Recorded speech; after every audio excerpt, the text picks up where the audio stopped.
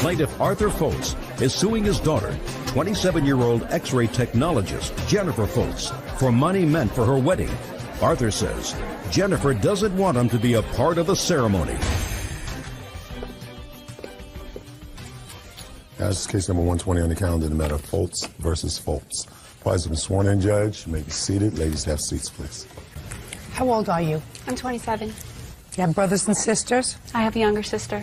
How old is she? She's 26. And how long ago did your parents divorce? I was about 3 or 4 years old. Mr. Foltz, this is your daughter. Yes, ma'am. And your complaint is that you gave your daughter $3,000 for her wedding. Yes, ma'am. And because of circumstances, you decided not to go to the wedding, and you want that money back. Yes, ma'am. And your daughter said that this $3,000 was an unconditional gift, and she's already spent it on deposits, etc., for the wedding. When is the wedding scheduled? May of next year. Now, how many children do you have, Mr. Foltz? 2 children, 2 stepchildren. And how long have you been married to your second wife? 15 years. And how old are those children?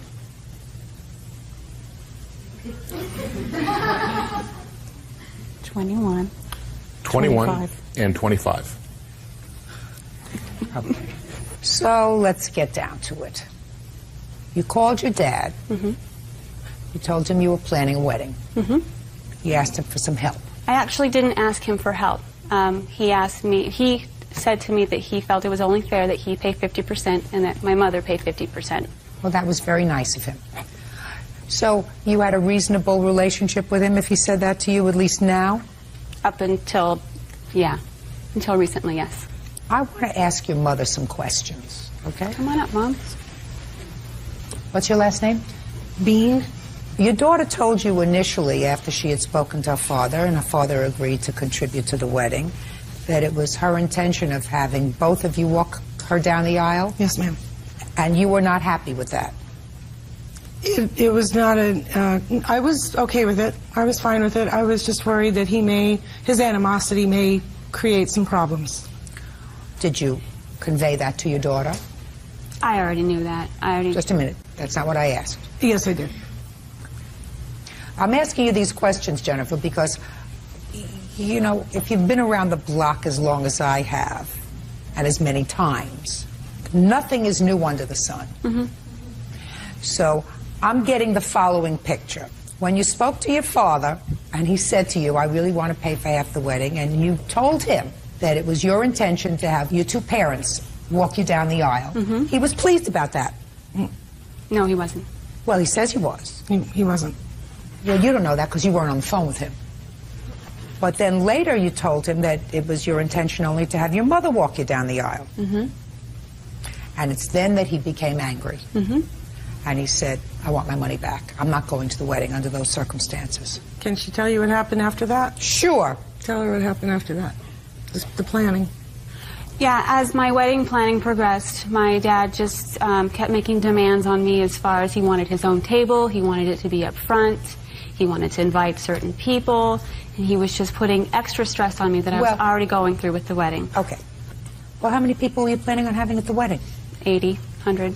Well, then, wouldn't it be normal for him to have his own table? I think he was under the impression that there would be my parents having their own table and my fiance's parents having their own table, and he wanted to make sure he wouldn't be sitting with my mother. So, what's wrong with that? There's a lot wrong with that. No, there isn't. Jennifer, there's not a lot wrong with that. If you had 2 parents who really got along beautifully with each other and they had this lovely relationship that had developed over the years despite the fact that they were not together, then there wouldn't have been anything untoward about them sharing a table. But if you knew that they did not enjoy that kind of relationship, then you should have been smart enough to say, you have your table with your family. Of course, Dad. Yeah, you I have did your say that. If you have your table with your family, and Mom will have her table with her family, or maybe Mom will sit with, what's the boyfriend's name? Doug. Mom is going to sit with Doug's family, and you can sit with your family. 80 people. You're not going to all sit at one table. So, I've just taken care of that problem. Now, what's the second problem that he raised? He wanted to invite certain guests, and I wanted to have a smaller wedding. I didn't want strangers What did he at want? my wedding. Some close friends of his. How many? I think there were 2 of them. That's reasonable, Jennifer. Right, but if he wasn't even really involved in my life, why would he want to share that with other people?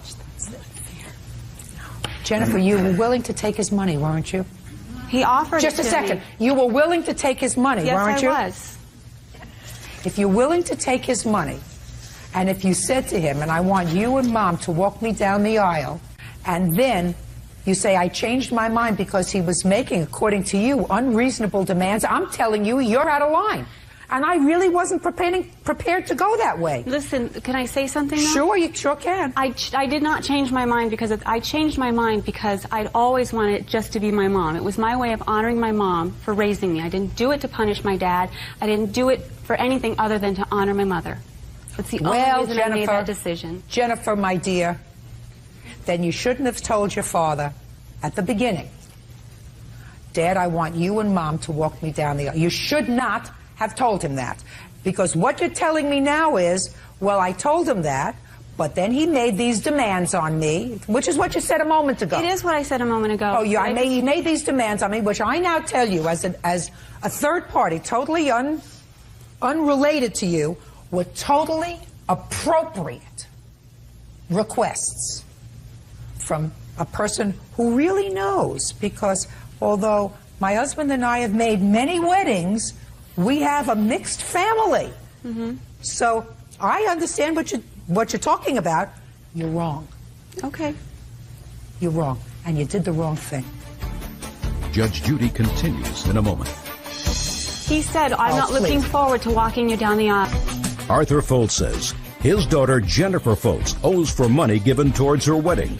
Arthur says Jennifer doesn't want him to walk her down the aisle. Those 2 things that your father asked, to have a separate table, separate from your mother, and to invite 2 friends.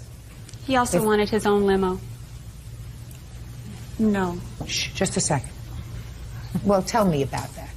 He asked me if I was going to have a limo at the wedding, and I said, no, I don't need one. I'm just going to drive myself to the place, get ready there.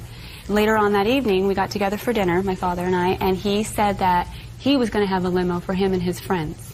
So he didn't ask you to pay for it, did he? No, he didn't ask me to pay for it. So? But I just thought that was a little, odd. It's my wedding, but he wants to show up in the limo. Who cares? Who cares if he comes in a bus? Who cares if he comes in a long bus, a short bus? It doesn't make any difference, Jennifer. You're picking on him. You're picking on him, honey. Life's too short. It just bothers me that I didn't have much of a relationship with him when I was a child, and now he's trying to overtake the wedding and be a bigger part of the wedding than I feel he should be. Jennifer, you're being a big baby. I'm not being a big baby. Yeah, you're being a big baby.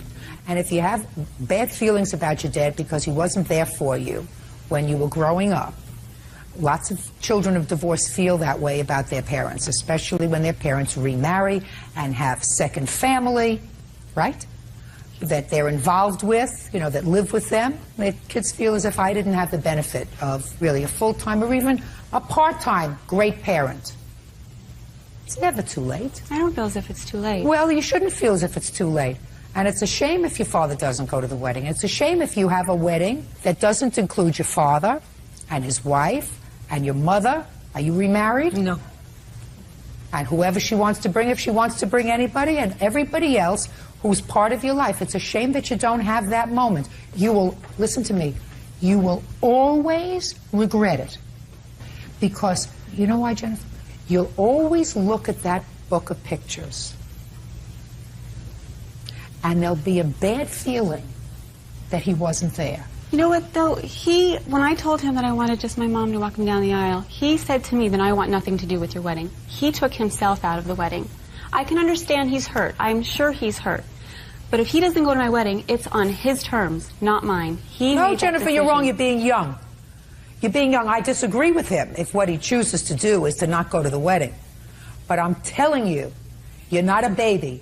You're a big girl. I am a big girl. And your mother should be a big person.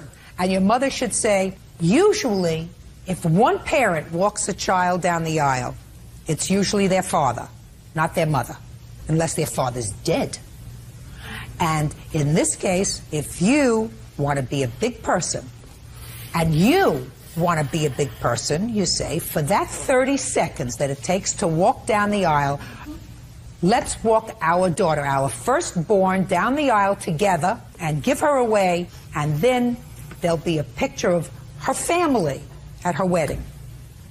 Because, you know, what can happen is 10 years from now, when you and Doug have 2 kids, and you and your father have hopefully reconciled, your children will say to you, where's Poppy's picture at your wedding? And if you have not reconciled, then what you're doing is you're depriving your children of the widest possible community of love and affection. I wouldn't be the one that would deprive them of that, though. He would be the one that would not make the effort. You hurt him. I know. You I hurt him. understand that. You hurt him. He's supposed to be bigger than that. Your mother is supposed to be bigger than that. I didn't do a thing. Well, you did, Miss Bean. Yeah, exactly. You did, because you said to your daughter, and you acknowledged that you said to your daughter, I hope he can get over certain things, and I hope he's not going to be hostile. And In response to his hostility when What? she told him that we were going to do it together. Madam, I'm talking about before you got there. Before you got to the point where she said, I changed my mind, Dad, only Mom is walking me down the aisle. Then he got hostile. He was Fine. hostile before I changed my mind. He was hostile from the beginning. Looking forward to walking you down the aisle with your mother. And I said, why? And he goes, because we know how that turned out last time. And I said, Dad, you're not marrying my mother, you're giving me away. Is that true, sir? No, ma'am.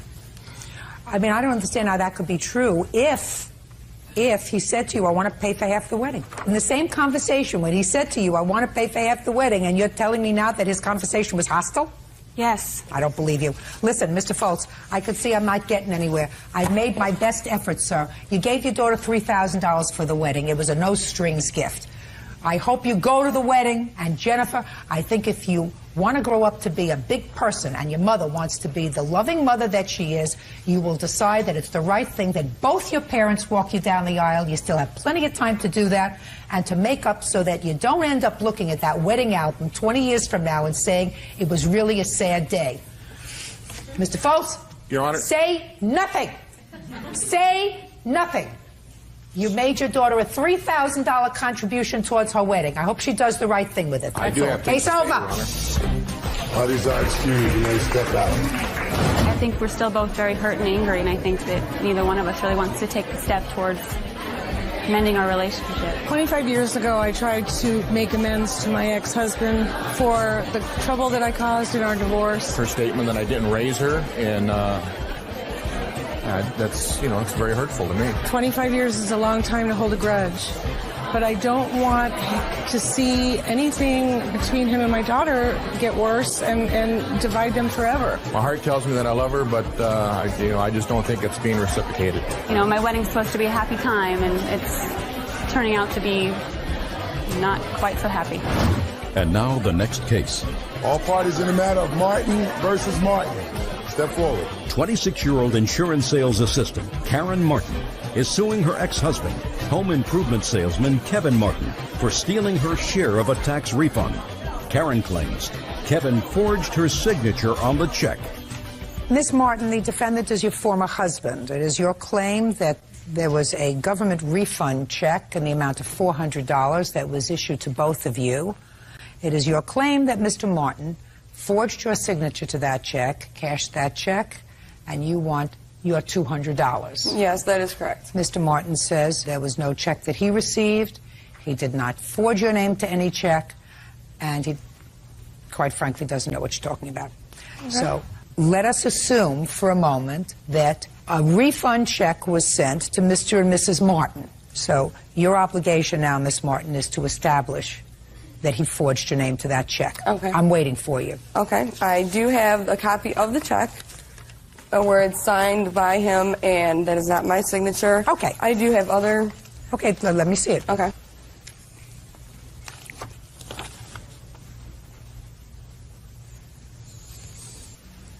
Mr. Martin, the Family Service Center. You familiar with that institution? Yes, I am.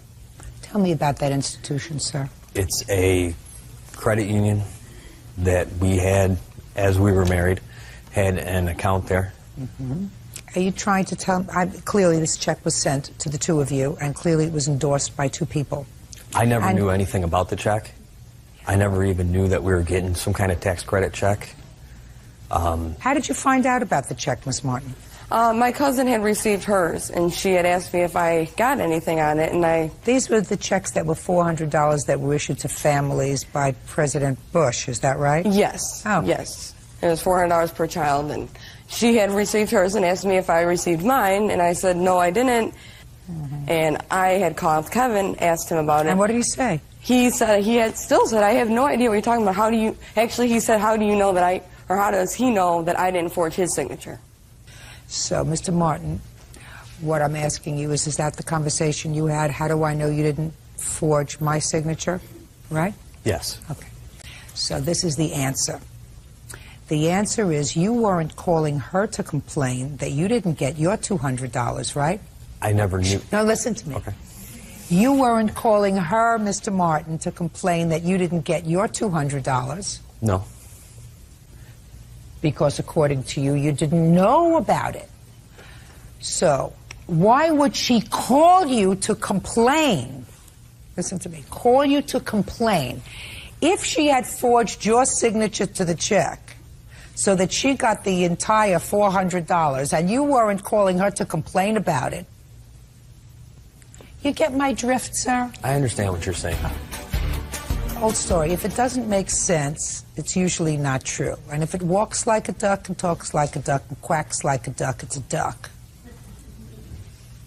So somebody from your credit union cashed this... I'm speaking!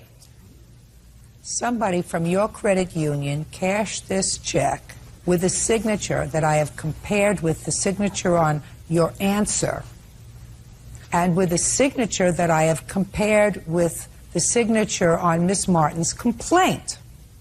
And while that's not necessarily dispositive of who forged whose signature, the signature on this check, your signature on this check, is eerily similar to your signature on the answer. While her signature on the check is no way similar to her signature on her complaint. So I put those facts together, and you know what I came up with? Judgment for the plaintiff in the amount of $200. That's all. Step out. All these are excused and they step out. She's accused me of kicking her car, slashing her tires, cutting her brake line. He has 2 domestic violence charges against him. I have a PPO against him currently right now. She hates me. I left her. There was multiple threats about bodily harm to me because I'm her new boyfriend, and it was the classic case of the husband being jealous of his ex-wife's new boyfriend. It's pretty cut and dry. She won't leave me alone. She's made my life a living hell, and I'm just tired of it. Well, you know, he knew that wasn't my signature. He knew it was his signature, and obviously Judge... And now the next case. All parties in the matter of Slovic versus Jimenez. Step forward, please. 21-year-old office manager Jamie Slovic is suing her ex-boyfriend, 24-year-old construction worker Roman Jimenez, for unpaid rent, damaged property, and the return of household items belonging to her. Miss Slovic, you and the defendant lived together. Take your hands out of your pockets. You and the defendant lived together for a period of time. Yes. There was an altercation between the two of you, and you claimed that Mr. Jimenez moved out. And when he moved out, he took with him a whole bunch of furniture that you had purchased on your credit card that you either paid for or are still paying for. In addition, you claim he owes you for half a month's rent and some eviction costs because you were ultimately evicted from the apartment. Mr. Jimenez says that you really locked him out of the apartment because you called the police, so stop complaining that he owes you any rent because he couldn't live there. He doesn't, however, address the issue of the furniture, which I will get to. So when did you and Mr. Jimenez live together, Ms. We lived together for 3 months. Starting when? Starting from June of 2003 to October of 2003. And the reason why he had to move out is because it was court-ordered, or police report ordered, that he moved out of the apartment. I okay, didn't... just a second. Okay. That order was issued as a result of a complaint, correct? Yeah. And the complainant in that complaint was who? Me. Right. Well, that's pretty much what he's saying. He's saying he had to leave the apartment because you complained, which resulted in a court order putting him out of the apartment. So he's right. Right? Okay. Oh. Now let's get to the furniture.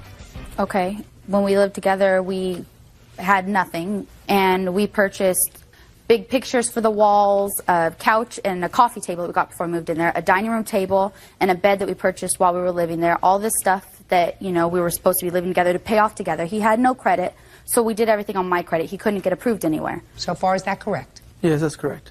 All right. When you moved out, did you take the furniture with you? I took my furniture with me. What did you take? I took my pictures. Pictures. Were those pictures that were purchased on her credit card? Yes, ma'am. Well, then how could you take the pictures if she paid for them? Well, because I gave her some money too, and you know, she spent the money on that stuff, and I spent my money like on food and going out and stuff like that.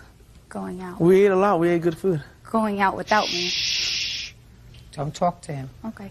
What else did you take with you, sir? Pictures, pots, pans, some sofas.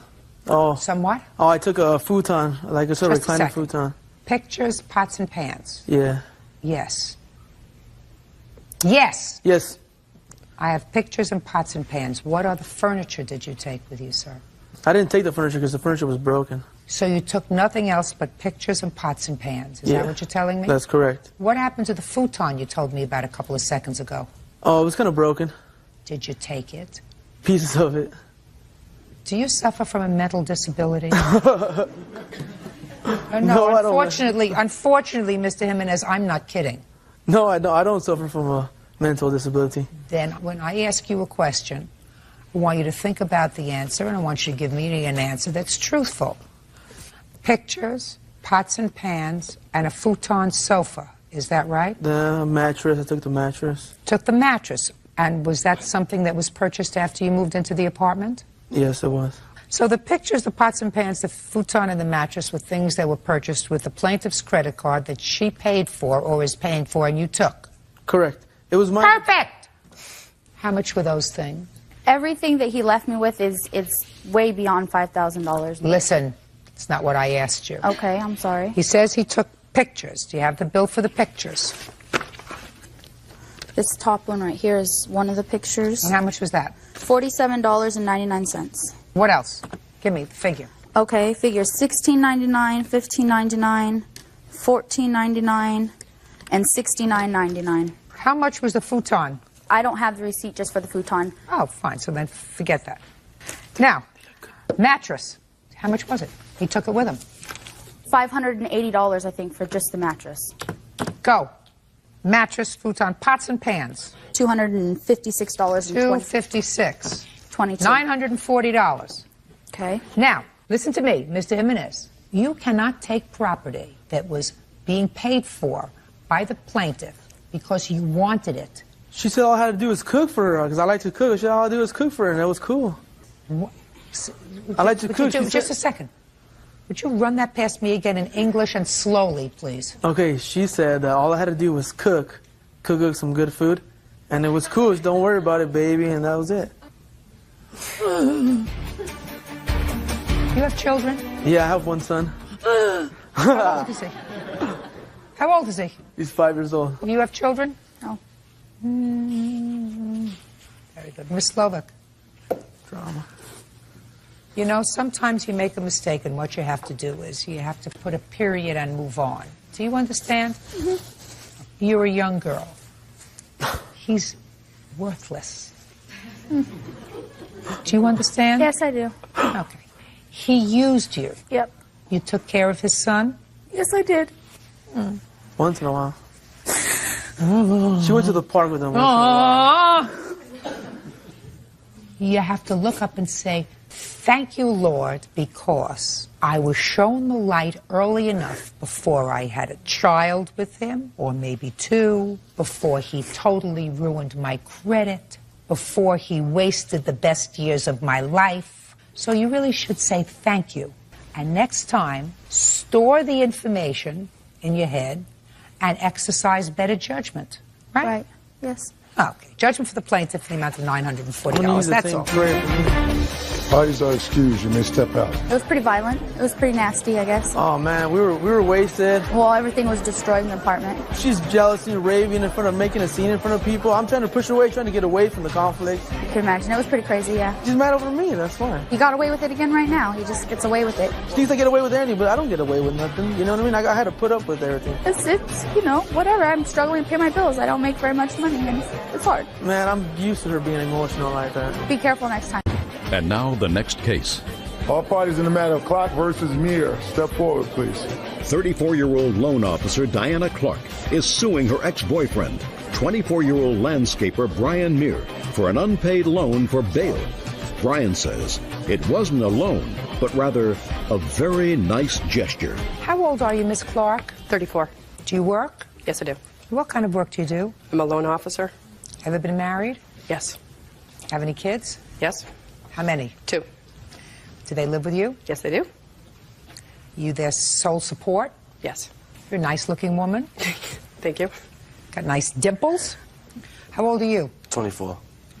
He's too young for you. Yeah. Even when they're 34, they don't know much. I agree. But when they're 24, they know less. What do you do for a living? I'm a landscaper. Who do you live with? My daughters, How old are your daughters? 5 and 6, Where is their mother? not around. For how long? About a year now. Who helps you care for your children while you're landscaping? Their grandmother. Okay. Miss Clark, according to you, you loaned Mr. Muir $500 for bail because they were going to come and arrest him unless he sort of liquidated some warrants that he had for something that I'm going to find out.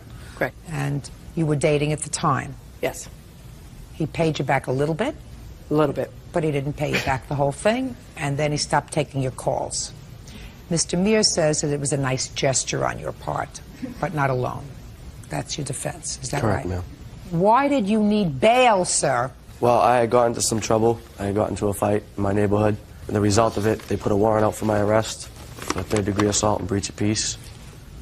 And Why did they put a warrant out? Did you not go to court when you were supposed to? not right away, ma'am. No. Did you expect an engraved invitation this next time? No. Did you expect someone to come in your house in a tuxedo, perhaps, and bring you over to jail? You just decided to blow it off. No, I was waiting until I was financially stable to take care of. You were waiting until you felt like it. No, I was waiting until I was financially stable. Financially stable. And when did you think that was going to be, Mr. Muir? Well, I had just started a new job, so I planned on doing it as soon as possible. How did Miss Clark find out there was a warrant outstanding for you? It was brought up in a conversation that we were having at a friend's house. And when you told her about the warrant, Mr. Muir, what did you say? I just said, I have a warrant, and I have to turn myself in. And she said? And she said, anytime you want to turn yourself in, I'll be glad to help you out. How much later did you call and tell her you needed her help? It wasn't but a few days. So a few days later you called her or you went to see her and told her, well, I'm ready to turn myself in, I need your help? Well, I was over a friend's house, and when she came over there, I told her that I was going to turn myself in, and that's when she offered to bail me out, Your Honor. How did you know that he needed bail money when he turned himself in?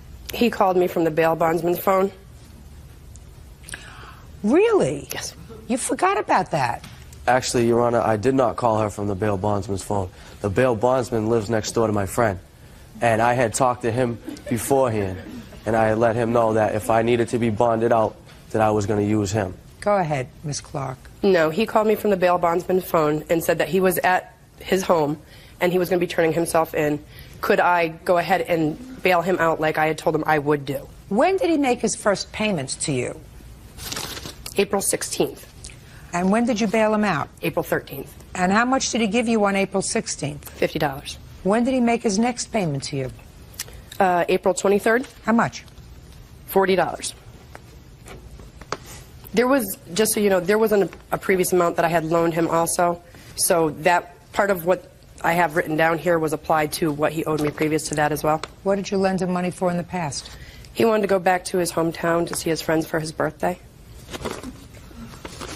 Your Honor, if I may, the money that I did pay her back, she had brought me home to see my friends and family. The money that I did pay her back was the money that she loaned me.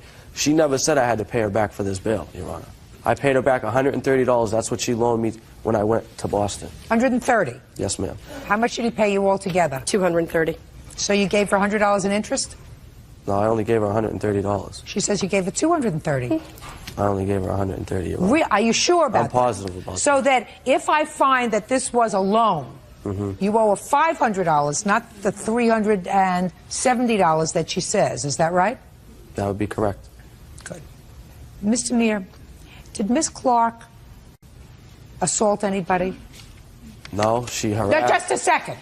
No, Did she ma'am. assault anybody? No, ma'am. Did Miss Clark have a warrant issued for her arrest because she blew off letters from the police? No, ma'am. Who did? Raise your hand. I did. Raise your hand. Me. Higher. Raise your hand all the way I up. did. What makes you think that she should take care of your bail? She's a working woman. She's got 2 children that she supports. Why in the world would she pay for you and you feel no drive to pay her back as quickly as possible?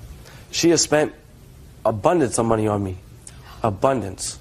She took me out for my birthday and spent well over $1,000. If that was the case... Foolish. If that was the Foolish, case, because I want to tell you her money something. She must see something in you that I don't. It's the good looks, Your Honor. Have you looked in the mirror lately? Yes, I have.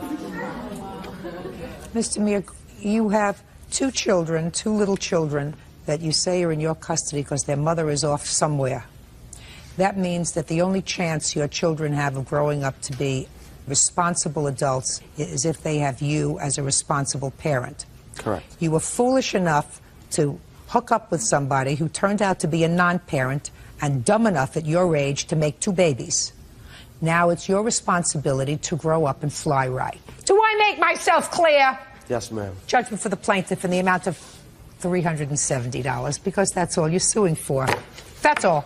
Out. Parties are excused. You may step out. Thank you. She should find somebody her own age and not somebody as young as me. He's going to say anything he wants to make it look like he's a better person than he really is. She approached me and she wanted to get together with me, and that's how it started. Well, we met at our kids' bus stop, and it proceeded from there. Yeah, I did approach him. To be older, you should know better. There was a big age difference there, and I should probably not have done anything with him. 18-year-old laborer Sherry Powell is suing her former friend, 17-year-old Lise Chouinard, and her mother Paulette for lost wages and pain and suffering due to an assault. Lise claims Sherry slept with her friend's boyfriend.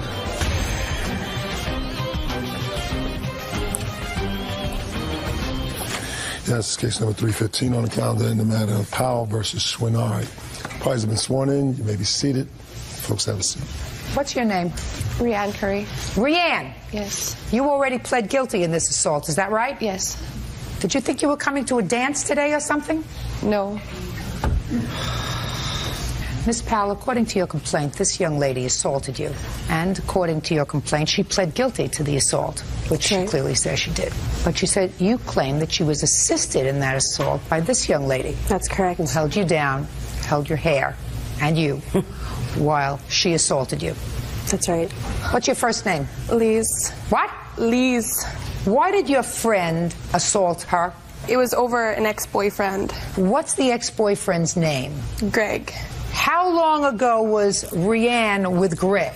About a year ago. Was Miss Powell ever with Greg? I don't think she was. I think she just had slept with him. Is that what she was annoyed at? Yeah. So Rianne was angry because she thought, right or wrong, that Miss Powell had been involved with her ex-boyfriend. Well, her ex-boyfriend had told her that he had slept with her. During the time that they were still together? Yes. Could you do me, you're her mother? I sure am. Good. Why don't you sit down? Because you're just here because you have the deep pockets. Step up here, Rianne. Now, when Greg told you about this assignation, did you beat him up? No. Did you punch him in the face? No. Did you kick him in the groin? No. Why not? Did you think that Miss Powell held him down? No. So why did you get angry with her? Because we were acquaintances at the time, and... So you think that because you were an acquaintance of Miss Powell, she owed you more loyalty than the boyfriend that you had with whom you were sleeping? No, but... I'm just trying to get the rationale. You got a boyfriend with whom you are intimate. And how long had Greg been your boyfriend? A few months. And you are crazy about him, right? Not totally. Well, I assume that if you were intimate with him, that you had some feelings for him. Is that right? Yes. And your boyfriend, with whom you have been intimate, says to you, when you weren't around, I slept with Miss Powell. Yeah, you start to cry, right? You got upset? A little bit. Did you yell at him? Yes. What did you say? Many things. It was a year ago. When did you assault Miss Powell? October of last year. And when did your boyfriend tell you that he had been intimate with Miss Powell? September of last year. Now, between September and October, had you seen Miss Powell? Not really, no. So the first time you saw her is when the assault took place, is that right? Yes. And where was that? At Pool Hall. And Lise was with you? She wasn't there in the beginning, but she came around, yeah. And she's a friend of yours? Yes. Had you told her about Greg's confession? Yes. You see how it all fits in? You want to know why? Because it's common sense. That's why it all fits in. Tell me what happened when you saw her. I had seen her and... No, look at me. Don't look at the floor. Don't look at the water. Look at me. I had seen her in the pool hall with him, and I got... With Greg? Yes. Oh, she was with Greg in October. Is that right, Miss Powell? We were friends, and at the time, she was dating his brother, who's Matt. Okay. But you were with Greg, and you were no longer with Greg. No. So you saw her, and she was with Greg. And what did you say to her? At first, I didn't say anything to her, and then when she had come outside, I had confronted her. What did you say to her? I asked her what the problem was, and that's when... Well, I didn't hear about any problem. What do you mean, what the She problem disrespected me, that's the How did she problem. disrespect you? By sleeping with my boyfriend. Disrespected you? Yes. Your boyfriend disrespected you? Yeah, that too. Okay. And what did she say to you? She said, what are you talking about? And I basically said, you know, well, what I'm talking about. And that's when a fight broke out. No, that's just words that I hear so far. Mm-hmm. After you said, I don't know what you're talking about, what happened, Miss Powell? On that note, I did not say anything before it happened. There were no words said besides some name-calling from her to me before she hit me. Where did she hit you? In the face. With what? With her fists. And where was Lise at the time? Lise was standing behind her, maybe about 5 feet behind her. No. Anybody else with them? Greg was walking with me outside, and Matt was outside, who at the time Matt was Rianne's boyfriend. And then what happened? She started hitting me, and she's saying, come on, Sherry, hit me, hit me. And at the time, it happened so fast that I barely knew who it was. I had no idea what she was doing or why she was doing it. And she went savage. Okay, she's already acknowledged to the police and to the courts that she assaulted you. What I want to know is what Lisa's participation was, if any. There were some words said. By whom? I said, what the Rianne? Like, I was totally confused. She said, what the Sherry? And then she was hitting me and scratching me and pulling me by my hair. I had turned her around because before I was up against a concrete wall, and she was pulling my hair and hitting me, hitting my head off the wall. So I turned her around to get away from the wall. And as I turned her around, I took control of her. And then Lise came in because she knew that I had some control. And she started pulling my hair. From behind? Yes. And then what happened? And then Greg said, she's Matt's brother, Rianne's ex-boyfriend, said, you have nothing to do with this, Lise, get away. And from what I understood, Greg had taken her away, but I think that she had backed away. You mean Lise? Yes. Okay. How long did she hold your hair? Maybe about 10 seconds, not even. While she was holding your hair, what was Rianne doing? She was hitting me and scratching me. Judge Judy continues in a moment. 18-year-old Sherry Powell says her former friend, 17-year-old Lee Schwannard, owes for an assault. Lee says she was trying to break up a fight between Sherry and her friend. Okay. Now I'll hear you. When they were fighting, I was in the car with my two friends. Rianne had been taking a little while, so I went to see where she was in the pool hall, but they had been outside. And I came in, and Sherry had Rianne by the throat against a brick wall, and my first intention was to pull her off of her. Like, this girl's way bigger than my girlfriend, so I was like, Kate, no, this is retarded. So I pulled her off there, and then that's when Greg told me, back off these, and I was like, Kate, yeah. And I stood there, and they finished their fight. And then we left. Why did you put your hands on her? To pull her off my girlfriend. You have no right to do that.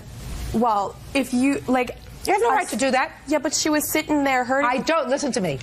A, I don't believe that you weren't there and didn't see how it started. Don't believe your cookie. Don't believe your cookie. You knew exactly what was going on because she's your friend, and you knew she was angry at her.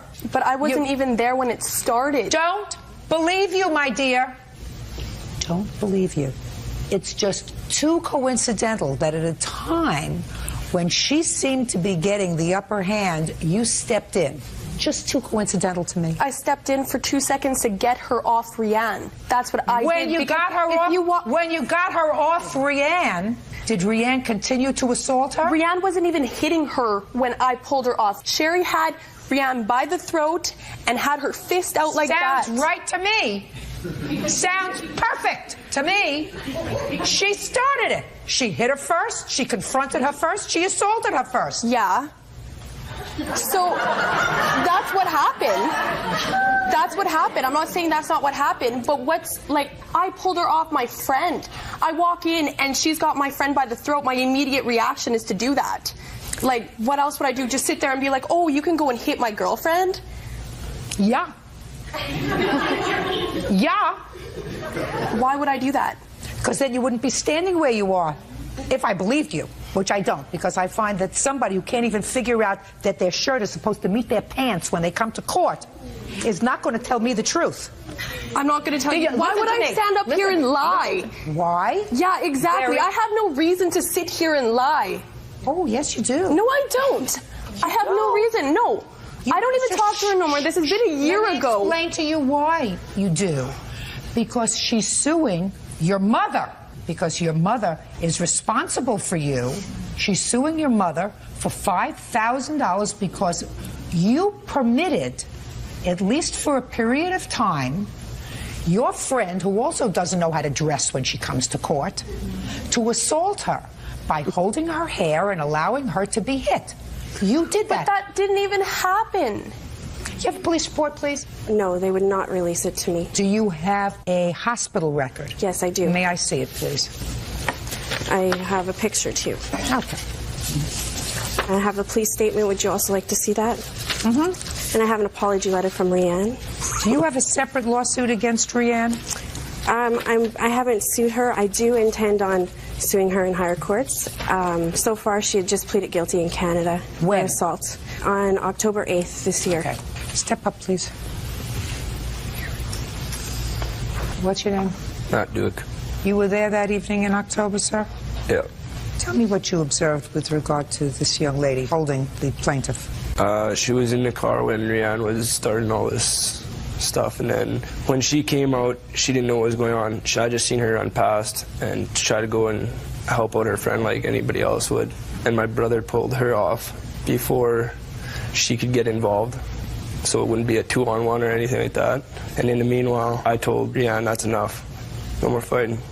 That's when the fight stopped. Sit down, genius.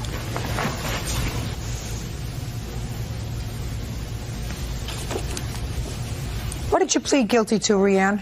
Assault into Sherry. Were you sentenced yet? What I have here is my 12-month conditional discharge.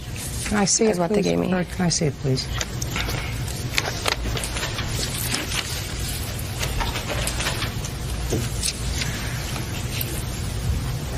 She wrote you a letter of apology because she was directed by the court to do it. She wasn't directed. No, I offered. Who just said that to me? Which one of you two geniuses said I wasn't directed, she offered it? Who said that? I did. Okay. This assault happened in October of 2003, is that right? Yes. If your friend was truly sorry for what she had done, the letter of apology would have come not a year later, but the next week. Do you understand? Yes. Good. The letter of apology, which was directed by the court. It's here in the order. This is the dumbest bird. You just have to listen to this. That a court accepted as an apology letter. I didn't have to write this letter of apology. I chose to. What happened between you and me was a huge waste of my time. But I'd like you to know that you should be apologizing too because of what you did to me. I have to let it go because I've realized a lot about both of you. I know how hurt and angry you'd be if another female stabbed you in the back like that. The both of you are in my past, and I've moved on to better things. So, on my behalf, I apologize for doing what I did to you. Touching. Touching, and Very the touching. future of that country. Future of that country. Or theirs. Or theirs. Oh, Canada? Oh. Can I make a note on that Listen! letter? You have no right to put your hands on another person. She has no right to put her hands on another person. If your boyfriend disrespects you by fooling around, you do what's necessary to him.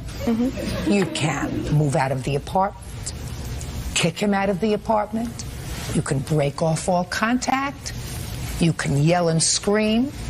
But as long as there is no allegation that someone held him down and forced him to submission, No.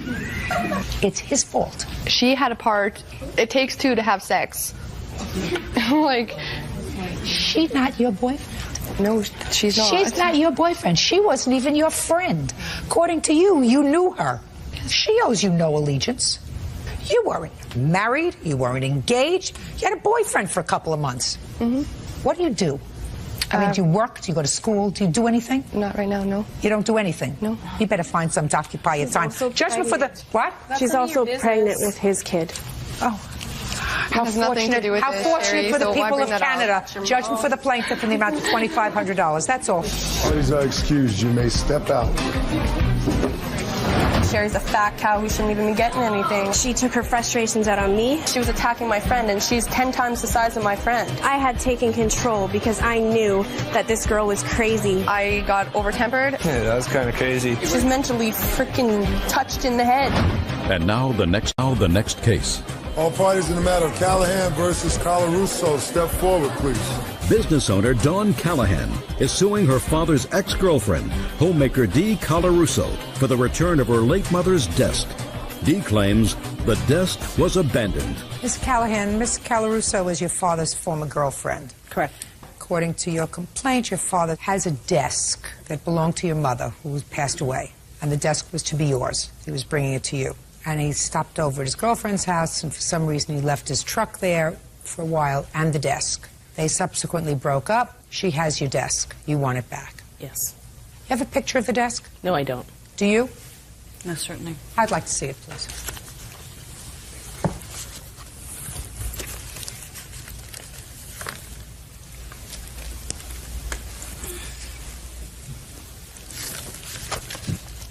Oh, it's a pretty little lady's desk. Yes. Where is it? In your living room? No, it's upstairs in my bedroom. How long do you know Miss Callahan? I'd say approximately a year and a half. Year. Is she a nice person? At times. When did your mother pass away? April 26, 2002. Was this her desk? Yes, it was. Did you tell Miss Colarusso that it was your mother's desk? Yes, I did. When did she tell you that? To my recollection, I had never heard anything about it except that Lynn moved it into my home 2 months after he moved into my home. He did? Yes, and left it in my garage. Yes. It proceeded to get mildew, all kinds of markings, and all the rest of it. I had a couple of friends come in, empty it out, put the stuff into a green bag to lighten it so they could move it upstairs into my upstairs apartment, and they did so. So no, it's been receiving much better care.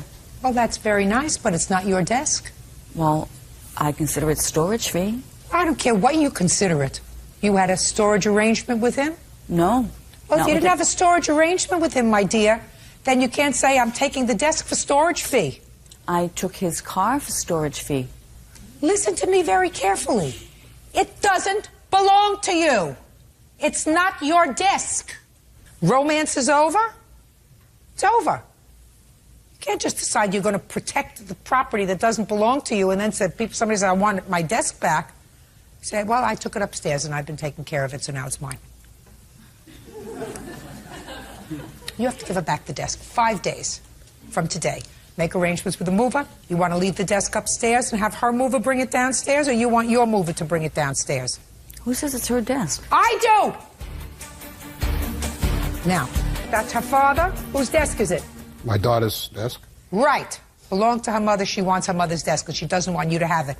And it holds absolutely no sentimental value for you whatsoever, just mad value because you're not together with the prize package anymore. She gets a desk back in 5 days. I'll sign the order. That's it. Excuse me? What? My paperwork, all my mother's legal paperwork that was inside there, 401ks and everything. Can I don't know where that is. is. Where is it? Gone. What did you do with it? It went out with the trash. All the trash that Lenny had dumped. It's gone. Listen to me. It's probably gone. She's not nice. She's probably mad. Did he dump her? In a nice way. I don't care whether it's a nice way. It's never a nice way to a lady to get dumped. Did he dump her? Yes. That's what she did with your mother's stuff that was inside the desk. Okay. Dumped it. Got it? Okay. The desk you get back. 5 days. Okay. And it better be in good condition. That's all. Thank you. What is our excuse? You may step out.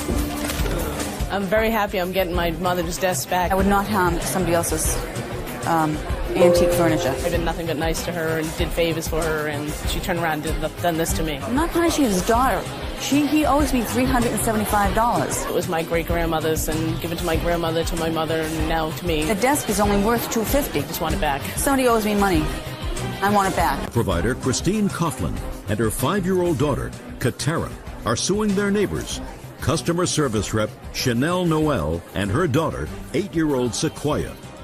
Christine claims Sequoia purposely scratched her car with a rock. Chanel is countersuing, claiming Christine's son slashed her tires. Order. All rise. This is case number 341 on the calendar in the matter of Coughlin versus Noel. Parties have been sworn in, Judge. You may be seated. Folks, have a seat. Ms. Coughlin, it is your claim that this young lady, I assume this young lady, vandalized your car. She was a friend of your daughter's. They played together. For some reason, they had a misunderstanding, and you claim that she took a rock, scratched your car. Ms. Noel says that her daughter was not alone. Don't deny that she did it, but you say she was not alone, and that in retaliation for that, your son slashed the tires on her car. So she's got a counterclaim. Are you neighbors? Yes. Yes. How far away do you live from each other? Right next door. What was the date of the incident involving your car? August 29th, 2004. You have pictures of the car? Yes, I do. I'd like to see pictures of the car.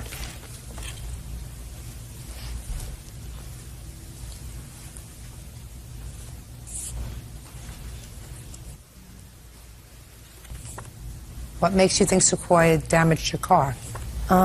They were all outside playing, all the children, with Katara, and Katara came in the house crying, saying that Sequoia upset her. So I said, okay, we'll stay in the house. After that, I went out to do laundry, and I noticed a big scratch on the side of my car. Okay. Now, what proof do you have that Sequoia did that damage to your car? It's in the police report. She had admitted doing it. Can I see the police report, please?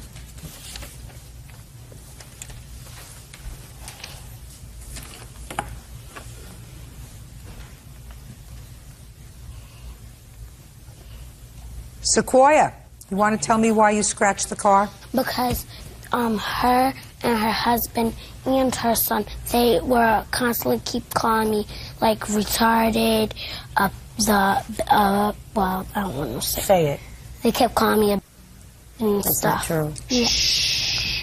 And they kept going on with it, and I only thing that I did was tell my mom. So that's why you scratched the car? Well, they were calling me retarded and stuff. I'm asking you a question. That's why you scratched the car with a rock? You can't do that. Did your mother tell you couldn't do that? Well, you can't. If somebody says something nasty to you to hurt your feelings, that makes them wrong. That makes them not smart. But that doesn't give you the right to damage their property. Got it? Did your mother tell you that? Yes. Okay, how much is it going to cost to fix the paint on the car? Approximately $921. Do you have an estimate? Yes, I do. It was scratched before. The estimate I do have, I'm sorry, is $361.56. 361? Yes. Okay. Now, you want to tell me about the damage to your car and when that happened? September 19th. What happened? I went to take my son to his football game. I came back to pick her up to go to the football game. I came back downstairs and my tires were sliced. Who did it? Well, I assumed my next door neighbors did it. Well, what proof do you have that they did it? I didn't have any proof at the time. Do you have any proof now? Actually, I have a witness that overheard her son bragging about the second time they sliced my tires 3 days after that.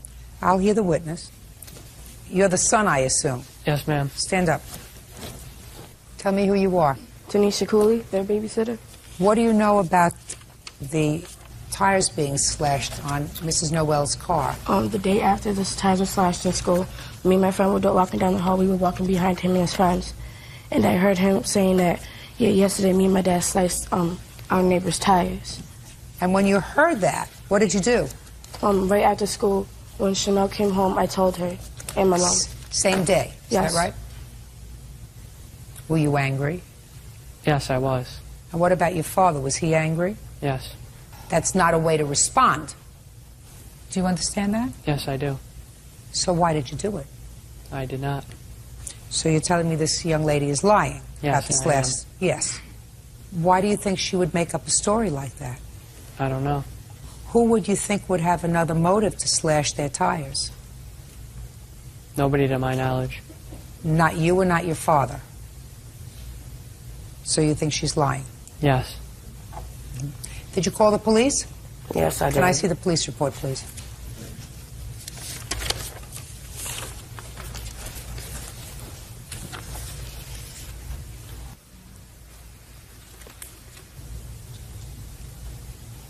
You can sit down. Could you stand up, please? Is this young lady your daughter? Yes. I want you to think back to the 23rd of September. I want you to tell me about the conversation you had with your daughter when she came home from school. She told me that she overheard Michael saying that him and his father slashed the tires. She told you that on the 23rd? Yes. What's the name of the person that he was with? I don't know them. In school? You don't know who they are? No. How many other boys was he with? 2. You have a bill for the tire that was slashed on the 22nd? I don't have a bill. I paid to get my car done. Here. Well, I need a bill for the tire. That's what we're talking about.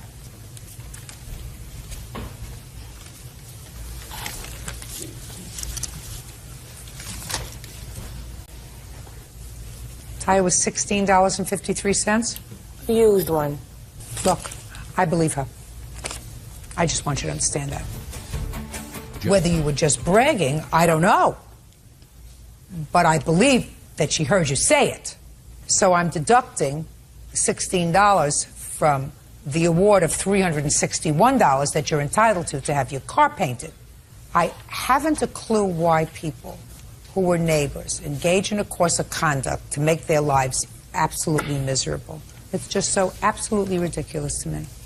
There's no question that your daughter behaved badly. I assume that as a parent, you told her that when someone says something that's hurtful to you, they are really just stupid, uninformed people, and not to pay any attention to it. I assume that you had that conversation with her. And if you didn't, you have to have that conversation with her, that she can't take out her frustrations, because she's just going to end up in trouble. What? Well, she wrote on our wall and on our hallway wall, and my mom has to pay for that. And she wrote on theirs too. Are you making an excuse for yourself? Don't. If she does something wrong, like write on a wall, how old is she? 5. And how old are you? 8. You're supposed to know better, and you're not supposed to make excuses for doing the wrong thing. And you're certainly old enough to know better.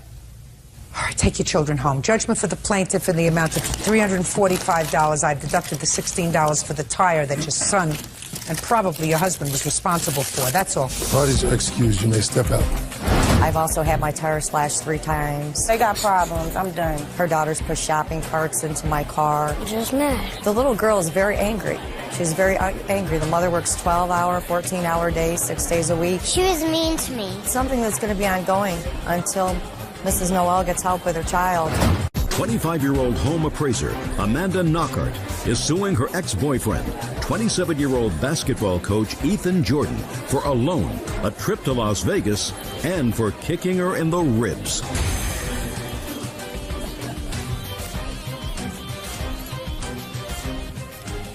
Yes, this is case number 243 on the calendar in the matter of Knockhart versus Jordan. Parties have been sworn in, Judge. You may be seated. Ma'am, have a seat, please. Ms. Knockhart, Mr. Jordan is your former roommate, and it is your claim in this lawsuit that he owes you for a whole bunch of stuff. Correct.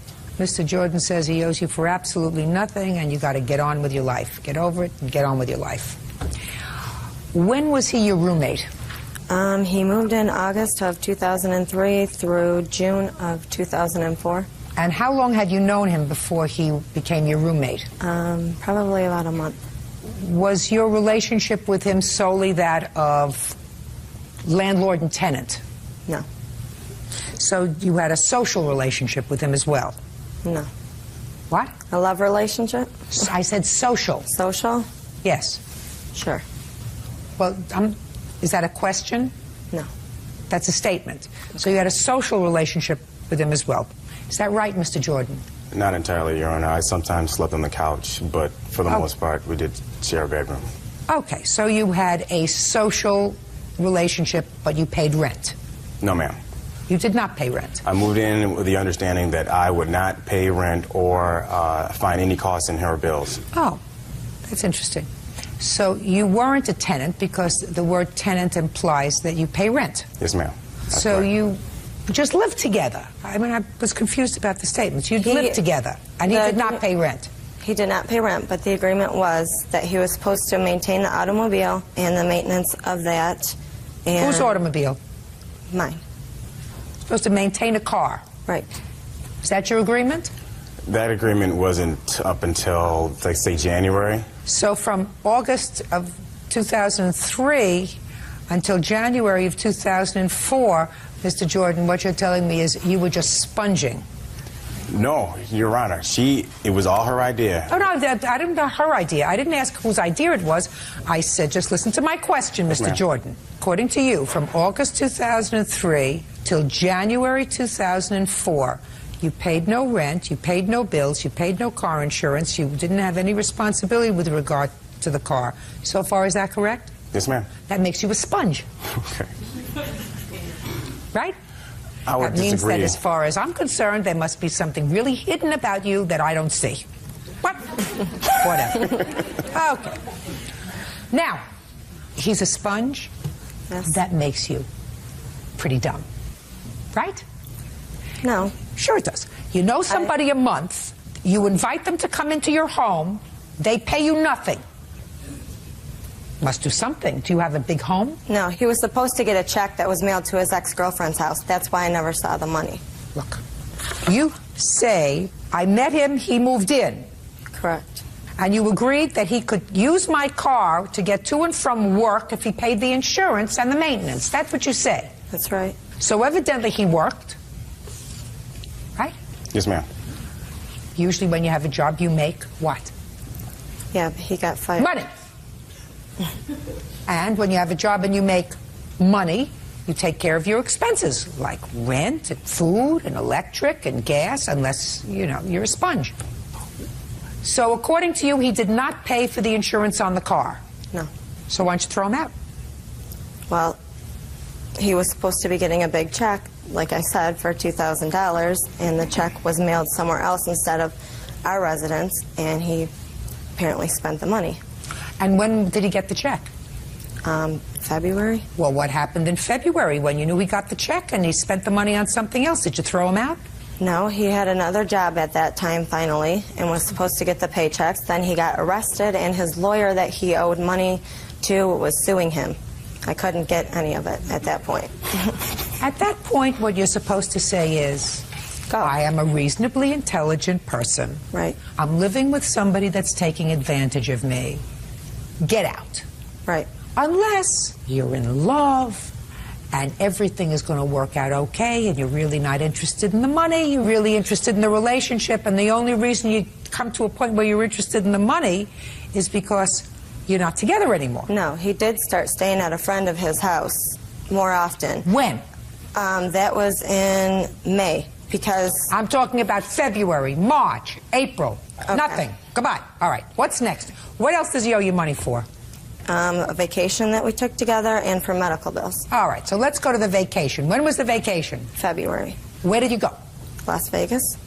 For how long? February 22nd to the 29th. You wait to drink later.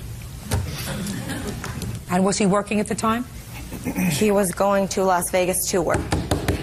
Was he working at the time? Nowhere else, no. And what was your arrangement? He was working the convention there, the magic show, and when he returned... What do you do for a living? Your Honor, I have always, since she's known me, maintained an occupation as a basketball coach at the YMCA. I still work there today. What were you doing in Las Vegas? Oh, I modeled for a clothing company. So you were modeling? Yes, ma'am. Did you get paid? Yes, ma'am. Good. How much did you get paid? Do you remember? Not entirely, not exactly. I think it was like $1,500, some give or take. And who paid for all the expenses to Vegas? To Vegas? She did. Well, why didn't you compensate her for that? When I got the news that I was going to Vegas, I had all my... They flew me out. They flew me out. They would room me, pay for airfare. I had a place to go. She decided that she wanted to go to Vegas. We sat down. We planned out the whole trip. Okay. When we got to Vegas, her and I would disagree, as usual. And she went one way and I went another. I stayed with a friend. That's it. How many days were you there? In the hotel room, I think I stayed 1 day. Okay. How many days? 1. Okay. So you put him out after 1 day? No. He only stayed 1 night away from me. He tried leaving me in the middle of Las Vegas by myself. Yeah. So I tried catching a flight home, which would have costed me a lot more money than... How did you get to Vegas? Did you fly? Yeah. You flew? Well, his ticket was paid for. No, it wasn't. I have the credit card receipts right here. Oh, well, she says it wasn't paid for. Did Your you Honor, were you reimbursed by the company for your airfare there? Normally they would have, but I opted to go with her since she wanted to go with me. Yeah, right. Ooh, he slipped. All right, how much was his plane ticket? $345 for his the plane airfare. ticket. Okay. And how much was the hotel room? $214.76. For both of you? No, I divided all the costs by 2. So it's clear to me that you were compensated, Mr. Jordan, for that. If you weren't, you were paid $1,500, probably plus expenses. You got the check. I assume you got the check to cover your expenses as $559. So far, you're off $559 for this trip to Las Vegas. What else does he owe you for? Don't say anything else. Right. I'm giving you so far every benefit of the doubt, more benefit of the doubt than I usually would give to somebody who acts so dumb. What else does he owe you for? The rental car. Listen to me. Leave Las Vegas. Get on to something else. Doctor bill. Now, tell me about the doctor bill. Ethan abused me, and I had to go to the doctor's. When? 5/8. Tell me what happened on May 8th. He kicked me in the ribs, broke 2 of my toes, threw me against... Tell me about the argument. I don't know what actually the argument was about. And how did the verbal argument escalate into a physical argument? He came dashing from the living room, charging at me. And? Threw me against the kitchen cabinets, picked me up, threw me on the floor, spit on my face, and kicked me in the ribs. Did you call the police? I called my friend to come get me. Did you call the police? Not at that point. When, after May 8th, did you call the police and report it? I had a personal protection order put out on him on July 22nd. I didn't call the police on that incident. Why not? I don't have an answer for that. I'm sorry. Mr. Jordan, you want to tell me what happened on May 8th? Your Honor, I do remember the fight that we got into. I don't remember why I attacked her, but I do know that that was not the only incident that became physical between either one of us. Did you suffer any injuries on May 8th, Mr. Jordan? Your Honor, I've got scratches all over me, but I didn't go to report him. I didn't go to the hospital or anything like that. I see the doctor's report. Did you take her to the hospital, doctor, or whatever? I don't remember her going to the hospital. No, I took myself there, Your Honor. Okay. Miss Knockhart, after May 8th, you went back to live with him. He started staying... No. Are you telling me that between May 8th and June, which is when you said you separated, because you said you separated in June... Correct. You didn't live together at all? I stayed at my mom's a lot more because... I'm not asking you a lot more. I'm asking you at all, Miss Knockhart. Not that day or not the next day. What about the third day? Yes. And when you went back the third day, did you share a room together? No. Not ever between May 8th and June when he... Yes. Once or twice. Miss Knockhart, yes. I have no idea what this bill is for. This says that the closing date of the statement is May 8th. The doctor says that he saw you on April 23rd with regard to an assault. I would have assumed that if somebody broke your toes during the course of an assault, you would remember the month and date that it took place. Yeah. Well, I would assume that. Listen, are you her mother? Yes, I am. She lives by herself? Yes. How old is she? 25. She's probably not old enough to live by herself. No, she's more than capable. Her judgment in men aren't that good. Her judgment isn't that good. Judge Judy continues in a moment. And later today, Linda Knockart says her ex-boyfriend Ethan Jordan beat her up and broke her ribs. She's also suing for a loan and a trip to Las Vegas. Where are you living now, Mr. Jordan? I live with my brother. You pay him rent? No. Problem is not an answer. No, ma'am, I don't. Why not? Because he's my brother. He helped me out of this relationship. Does your brother work? He's a doctor. And you just told me a moment ago that you've been working continuously. Yes, ma'am. I have 2 jobs myself. What is it with you that you think that other people are supposed to take care of you? I don't believe that. I'm not talking about her. Let's forget her for a second. Okay. How old are you? 27. Grow up. Responsibility. You're supposed to pay your way. You're not supposed to spend all the money that you make on clothes. Sir, do you understand what I'm saying to you? Yes, ma'am. I understand. Listen, your mother says that you have lousy judgment in men. You better start getting better judgment in men. So far, the only thing he owes you is $559 for the trip to Vegas. That's his expenses, because I think he was reimbursed those expenses and you expected them. I can't figure out whether you were assaulted or when you were assaulted or what it was all about, because you brought no proof of that. So, exercise better judgment in the future. That's my decision. Judgment for the plaintiff, $559. Thank you. Parties are excused. You may step out. For her to let me live that long with her, drive her car, you know what I'm saying? She says I beat her up and she didn't make any kind of police report.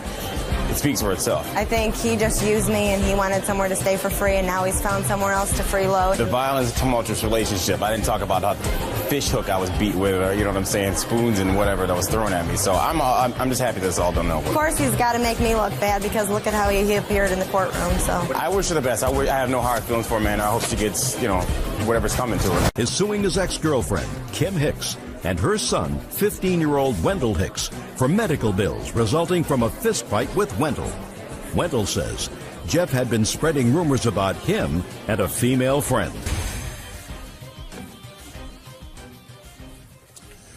Yeah, this is case number 275 in the case of Ratcliffe versus Hicks. Parties have been sworn in, Judge. You may be seated. Gentlemen, have seats. Mr. Ratcliffe, you and this lady, Miss Hicks, had been involved in a relationship. And according to your complaint, there was an altercation where you came to her rescue. She was having an altercation with her son, I assume this young man.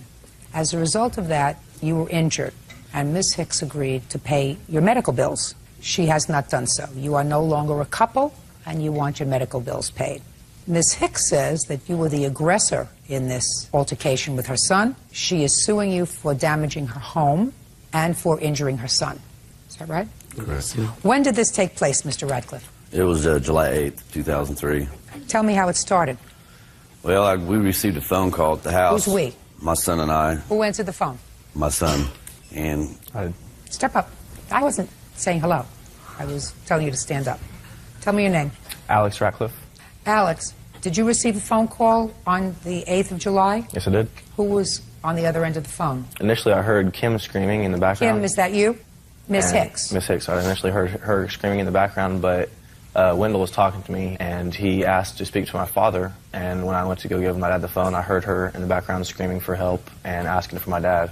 You went and got your father? Yes, I went and got my dad and gave him the phone. What happened when you picked up the phone? Who was on the other end? it was Wendell Hicks on the phone indicating to he was coming to my house to kick my butt, him and 4 boys, because I was supposedly spreading rumors about him and some girl in the neighborhood. So he said he was coming to your house? Yes. And he hung up. I returned the phone call back. Could still hear Kim hollering and screaming bloody murder in the background. What did you hear? She was just screaming for help. Well, what did you actually hear her say? For Wendell to leave her alone. Okay. And when the phone call came, I called back because he had hung up, and I'd asked for him to explain himself. For why is he coming to my house? He said it was due to because I supposedly spread some rumor about him putting a hickey on the neighbor girl's neck. And so I asked to speak to his mom because I could hear her in the background just screaming bloody murder. And so he hung up the phone. And so I felt the need to go there because she had explained to me many times before. Just a second. Don't tell me what she explained to you before. Tell me what happened when you got there. You felt the need to go over there. I went over there, I knocked on the door, and the boy had let me in. I come in the door. And Which boy let you in? Wendell Hicks let me in. Go ahead. He opened the door, let me in, and I come through the door, and to the right of me was two friends of hers in the house. Wendell proceeded to go back around the corner where he had his mom pinned in the corner, and she was screaming. How was she pinned in the corner? Just backed up to the corner. Okay, he didn't have his hands on her. No, he was right up in her face. No, but he didn't have his hands on her. Not at this time. Okay, so what did you do? I come up around him, come around the countertop there, and told him to leave her alone. He turned and swung at me and hit me in my left ear with his right arm. At that time, I took him down to the ground and set on him. And he kept trying to hit me in the face, and I grabbed his wrists to avoid him hitting me. I was sitting on him, and I kept asking, "Are you finished? Is this out of you?" And he said, "Yes." On top of him saying a lot of other foul things, how he's going to shoot me and my kids, and he was going to kill my dogs and burn my fence down. And after about 15, 20 minutes of trying to calm him down, I asked him, "Are you finished?" And finally he said, "Yes." I got up, we kind of shook it off, and the next thing I know, he's coming charging at me with a windmill effect. And in doing so, I put him in a headlock, like with his body sticking out this way, and I wrenched up on him to keep him from doing any more damage. And in doing so, I separated this cartilage here in my chest. Mm-hmm. And probably another 15, 20 minutes to hold him like that. A few other cuss words were coming out, and I asked, "Are you finished?" And finally he said yes. His sister come through the door after I just let him go, and she backed him all the way down the hall, and that was the last I'd seen of him. Okay. How long had you been seeing his mother in July of 2003? Approximately a year. And after July of 2003, did you continue to see her? Not right away. She kept calling, complaining because I would never take her nowhere, never do nothing with her, never let her meet any of my friends. I told her to go find another boyfriend. And so it's like, it was no big deal to me, and she did. She found another one. She kept calling me, telling me how the progress was going. Finally, after about a couple of weeks, she broke it up with him for whatever reason, and she eventually started calling me all the time. When did you stop seeing her? As of this year of May, Mother's Day weekend. And when did you start getting these bills? I was getting these bills probably 6 months after the incident had happened. You know, she said she was going to take care of it because her son had done some damage to my fence back in June. She took care of that immediately. She said she'd take care of these medical bills as well because When did she tell you she was going to take care of the medical bills? Pillow talk. It was when we were, you know. And you believed her? Oh, yeah. I had no doubt to. Okay. How old are you, Wendell? I'm 15. Who was this girl that you supposedly gave a hickey to? Emily. Is Emily your girlfriend? No. Did you give her a hickey? Yes. So why were you angry at Mr. Radcliffe for telling people that you gave Emily a hickey? Because he was spreading rumors around the trailer court, and I had Spreading rumors about what? About me giving her hickeys and a bunch of other stuff. Well, it wasn't a rumor about you giving her a hickey. According to you, you gave Emily a hickey. Yeah, I did. You did? Okay, so why did you call him that day? Were you just angry? I was mad that he was spreading my family business around the trailer court. Okay, so when you called him, his son answered the phone? Yes. And what did you say to his son? I asked to talk to his dad. What did you say to him? I was like, "Jeff, why are you spreading rumors around?" And what did he say to you? He's like, "What in the F are you talking about?" And what did you say to him? I was like, about me and Emily. And he was like, "Oh, I don't know what you're talking about." So he hung up with me. So I went back to my mom's house and I asked her why she told him, because it was supposed to stay between me, Emily, and Emily's stepdad. Because Emily's stepfather was angry with you? Yeah. Okay. So you went home and you confronted your mother? Yes. And you were angry with your mother for telling him Yes. things? And then did you call Mr. Radcliffe back? He called me back. While you were confronting your mother? Yes. And when you were confronting your mother, were you raising your voice? No. No. Did your mother admit to you that she had shared your secret with Mr. Radcliffe? Yes. And you told her she had no business doing that? Yes. You see how we get into the story?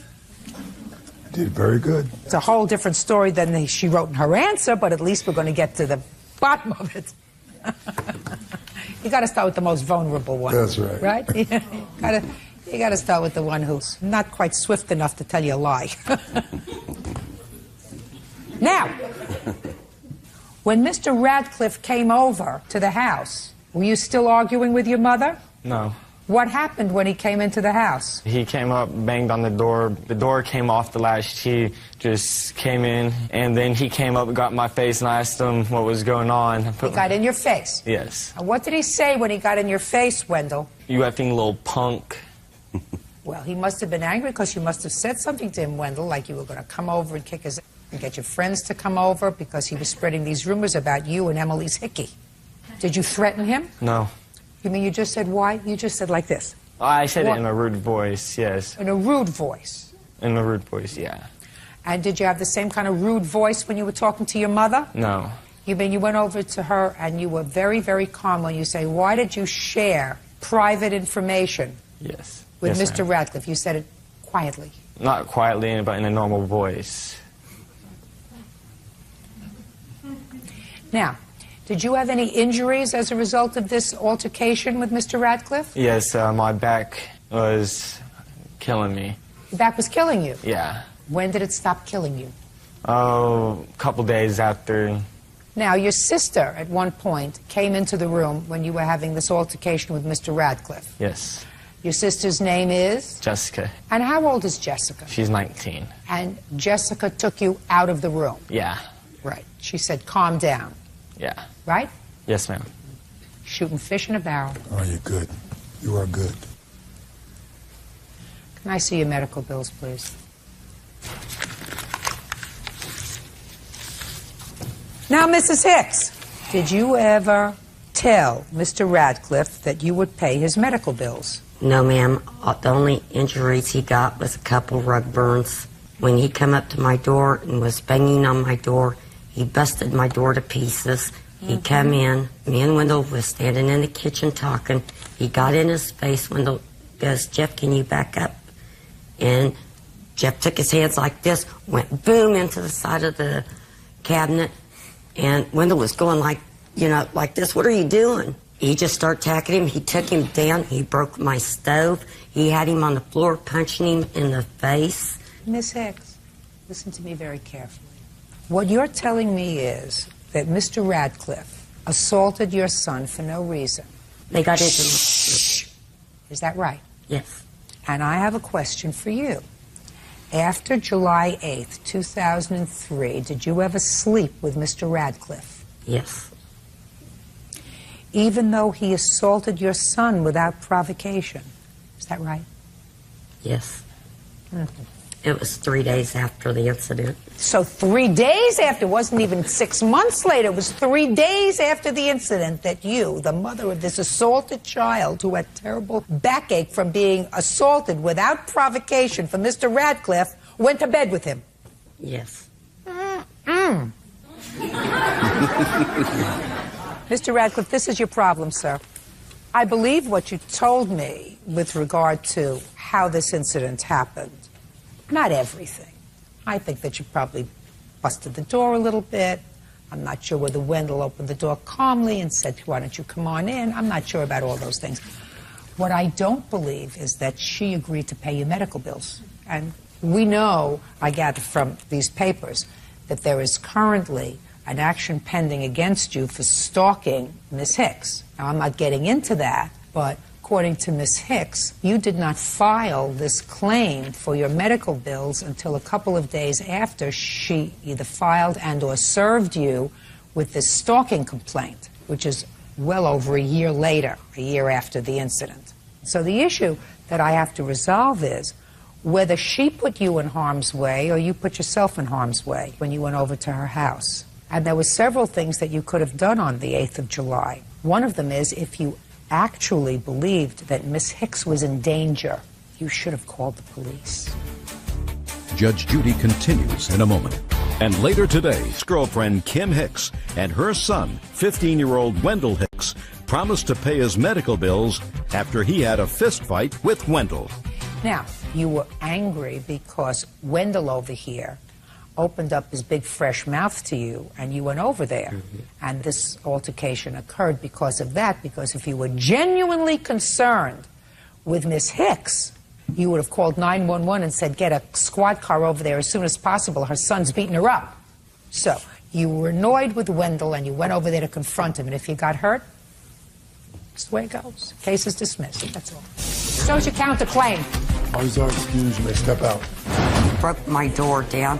He assaulted my child. He has no respect for no one, let alone himself. She showed my dad, myself, and my brother all the bruises that she's gotten from all of her kids before. I have never had any bruises on my body. He's a bully of the neighborhood. He wants to pick on anybody and everybody. They can think what they want to think. I know the truth. The only reason why she filed this stalking order is because I've got a new girlfriend. Larry Lane is suing his ex-tenant, collections agent Kay Thomas, for unpaid rent, stolen property, and legal fees.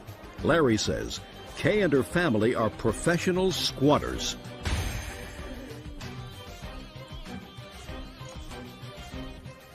Now this is case number 419 on the calendar, the matter of Lane versus Thomas. Parties have been sworn in. Judge, you may be seated. Folks, have a seat. Mr. Lane, Miss Thomas was a tenant of yours. Yes, that's correct. And it is your claim that she owes you for rent, certain property that she took from the apartment or house that she had rented when she ultimately moved out. And that she also owes you for filing false charges against you in her application for a protective order. You claim that Miss Thomas and her family are professional squatters. Yes, I do. Which means that they go into people's homes, they rent them, they pay rent for a while, and they stop paying. And since it takes very often 6 months to a year to get them out, they don't pay rent, and they go from place to place, and that's a scam. It is a scam. And you're prepared to demonstrate to me that Miss Thomas and her family have a history of doing the same kind of thing to other landlords. Yes, I do. And I'd be interested to hear about that. In any event, when did you rent? Is it an apartment or a house? It was a 3-bedroom, 2-bath home, upper middle income with a When? pool. February, I rented her the home. She signed a lease on February 27th. Of 2004? She moved in on 2004. She moved in on March 15th, 2004. Who moved in? Valina Thomas, and the premises were leased to her and her daughter. In addition to her moving in, she moved her brother in. No, just a second. Who signed the lease? Valina Thomas and Thomas. Is that your husband? Yes, ma'am. How much was the rent, Mr. Lane? I asked for first, last, and the security deposit, $1,250, Your Honor. $1,250. I'm going to ask the questions. Yes, ma'am. You're going to give me the answers. If I need for you to expand, you're going to do that Thank you. for me. $1,250 a month. $1,250 a month. And they gave you first, last, and security. That's correct. Okay, so they paid for March, and it was a year lease? The check for March, Your Honor, was No, was it a dishonored. year lease? It is a year lease, yes, Your Honor. The check for March was what, sir? The check for March was dishonored by the bank. She alleged that her girlfriend had given her a $569 check. Okay, so the But check the- for March was bounced. Yes, Your Honor. Did she ever pay March rent? She did, Your Honor. Okay, when did she pay March rent? She paid March rent prior to April 15th. And she paid April's rent? She did pay April's rent, Your Honor. And what about May? She did not pay May's, June's, or July's. Shh. Did she and her husband and the rest of the people that she moved into the house, did they live there May, June, and July? Yes, they did, Your Honor. They lived there through August. Through August? Well, actually, they had abandoned the property, and I lived out of state, and I repossessed the property with a writ of possession on July 29th. I just want to know, Yes, ma'am. when was the last time they lived in the house? I wouldn't know. I didn't come back to the property until August the 7th. Okay, when was the last time you lived in the house, Miss Thomas? July 31st. Fine. Can I see your rent receipt from May? Did not pay the rent from May till June. Did Why? not. You lived there in May. Yes, ma'am. The rent was due on the 15th of every month. Right. I paid April's rent from April 15th to May 15th. Right. We notified Mr. Lane that my husband's job was transferring him. First, we notified Mr. Brown when we paid April's rent that my husband's job was transferring him to Sarasota, Florida, which is 2 hours away from where we were living. He said, just let me know the date when you're going to be moving. Told Mr. Lane called. He said, I'll tell you what. He says, you paid half of May's rent, and I will return your security deposit if you're out before June the 15th. However, when I asked for a letter stating the fact, everything changed. He sent me a 3-day notice to vacate. Then he sent me another 3-day notice from a realtor company. So what? A month later. So what? Months later, you were supposed to be out. Why weren't you out in June? Because he didn't follow his agreement either. Why weren't you out in June? Because our house wasn't ready that we were moving to. And then why didn't you pay rent? We told him we were moving. And he said that... Just a second, I don't understand something. Just a minute. Miss Thomas, if what you're telling me is that you moved and that's why you didn't pay rent, that's fine. What you're telling me now is that you told him you were moving, but you didn't move because your house wasn't ready and you didn't pay rent. Just a second. Okay. Let's get to objective facts. Okay. Miss Thomas. Okay. Who is this? This is my daughter, Heather. All right. Is she a witness? Yes, she is. Fine. Then, unfortunately, she has to stay here. That's fine. If you live in an apartment or a house that doesn't belong to you, pursuant to a lease, if you live there, you have to pay rent. I agree. I don't want to hear any baloney about why you didn't pay rent. I never said I didn't know it. I owe him for May and June. Oh, well, that's not what you're saying here. I have it. Just a second. I don't see in here that that's what you say, that you owe him for May and June. Let me see. In June, we could no longer afford the premises. That's what you wrote in your answer. That's what you swore to. And also, we found out that my husband was being transferred in the latter part of July. Yes, ma'am. What does that have to do with May and... Stop playing with your papers. So that has nothing to do with May and June's rent. I agree. I mean, we owe May. We owe May Okay, and let's June. move on. We informed the plaintiff that we would be moving, and Mr. Lane was not very happy. He said that if we paid half of May's rent, he would refund our deposit when we moved. However, the money we had given him when we moved in was enough to cover up our rent until July, so we weren't going to pay him anymore. You got a whole bunch of excuses here, and you can't seem to keep your story straight. You lived there in May, you lived there in June, you lived there in July, and you didn't pay rent. Nowhere in your answer do you say, well, I do owe him for May and June. I've always said I owed him, even in the court doc. Would you do me a favor, please, Bird? Would you show this answer, this sworn answer that she signed to her, and ask her, maybe I missed it, you know, I don't know how I scored in reading. Show me in your answer where you say you acknowledge that you owe him for 2 months' rent. I never acknowledged that I owed him for 2 months' rent. Until now. Oh, fine. Fine, then we get it now. Now you owe him for 2 months' rent. Well, I also acknowledged when we went to Brevard County Courthouse that I owed him for 2 months' Just rent. a second. I'm not talking about any place else that you went when he tried to get you And when I evicted. I'm faxed talking papers. about small claims court, which is where you are. So you forgot to put that down in your answer that you owe him for 2 months' rent. Okay. Is that right? You forgot. Yes, Fine. ma'am. You owe him for 2 months' rent. So Yes, your ma'am. rent was $1,250 times 2 is $2,500. So that you owe him. That you acknowledge you owe him. Is that right? Yes, ma'am. All right. Judge Judy continues in a moment. Says ex-tenant Kay Thomas owes for 3 months' rent. Larry says Kay is a squatter. Now, when did you start eviction proceedings against her? I attempted to start eviction proceedings in May. So you already knew that this was a lost cause with these people? I didn't believe it was a lost cause, Your Honor. Well, then why would you choose to evict them? I put a 3-day notice on her door precautionarily. Sir, they owe you $2,500 for the 2 months' rent. What Now, about July, Your Honor? Shh. Just a minute. Okay. Now, did you get first month's rent and last month's rent? I did, Your Honor. Just a second. Listen to me. The last month's rent would have been July. Is that right, Mr. Lane? Yes, ma'am. What about the security deposit? Well, Your Honor, there was extensive damage to my home and legal fees. How much were your legal fees? $691. Okay. And what kind of damage was done to the home? Well, Your Honor, the screens on all windows were damaged. All the blinds were damaged. Do you have any photographs? Yes, I do, Your I'd Honor. like to see them, please.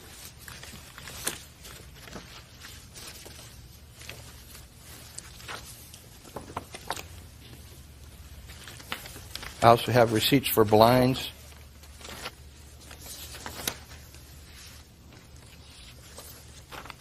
How did these windows get broken? Can I see those pictures? I haven't seen them. Sure. Thank you.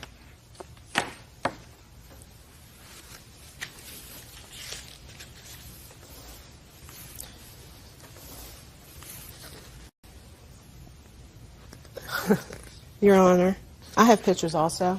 I'd like to the see day them. before we moved in and the day we moved out. Would you like to see those? I would.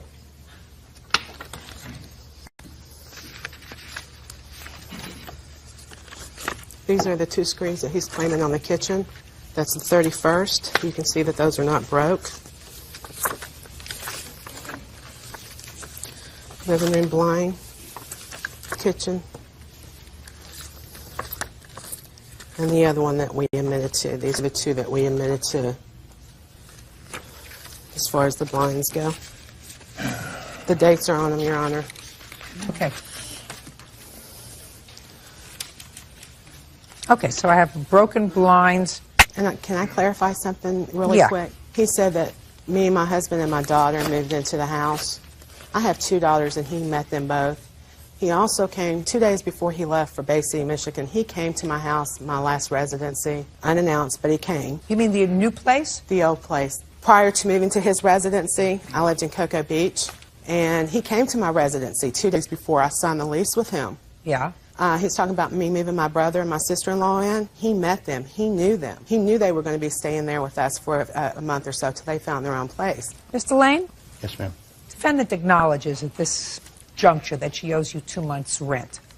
I would take that and be happy. What about the furniture she stole? Now let's get to the furniture. All right. Show me pictures of the furniture. I can't. I can only show you receipts, Your Honor, because I'm What having furniture did you take, Miss Thomas? You indicate that you took some stuff from the house. I didn't take anything. I sold it. You sold it? Yes, ma'am. I have receipts to that, where I sold it to and how much I sold it for. Let me see. The last 2 pages. Miss Thomas, why would you sell property that didn't belong to you? I sold the dining room set and the bedroom set. Why would you sell property that didn't belong to you? We had an agreement in the lease for me to purchase it. You mean you purchased it? Did you purchase it? No, we did not pay it in full. No, sir. No, ma'am. Okay. So you had a provision in the lease if you wanted to purchase it, but you didn't purchase it, and yet you sold it. Yes, ma'am. Well, you can't do that. I understand that. I did it out of anger because of what he done. He tried to have my electricity cut off. Your Honor, I have a subpoena from Florida Power and Light showing that I didn't turn her power off. You tried. But not only had she given him a false security number to get her power, she bounced checks on him, and that the power was turned off.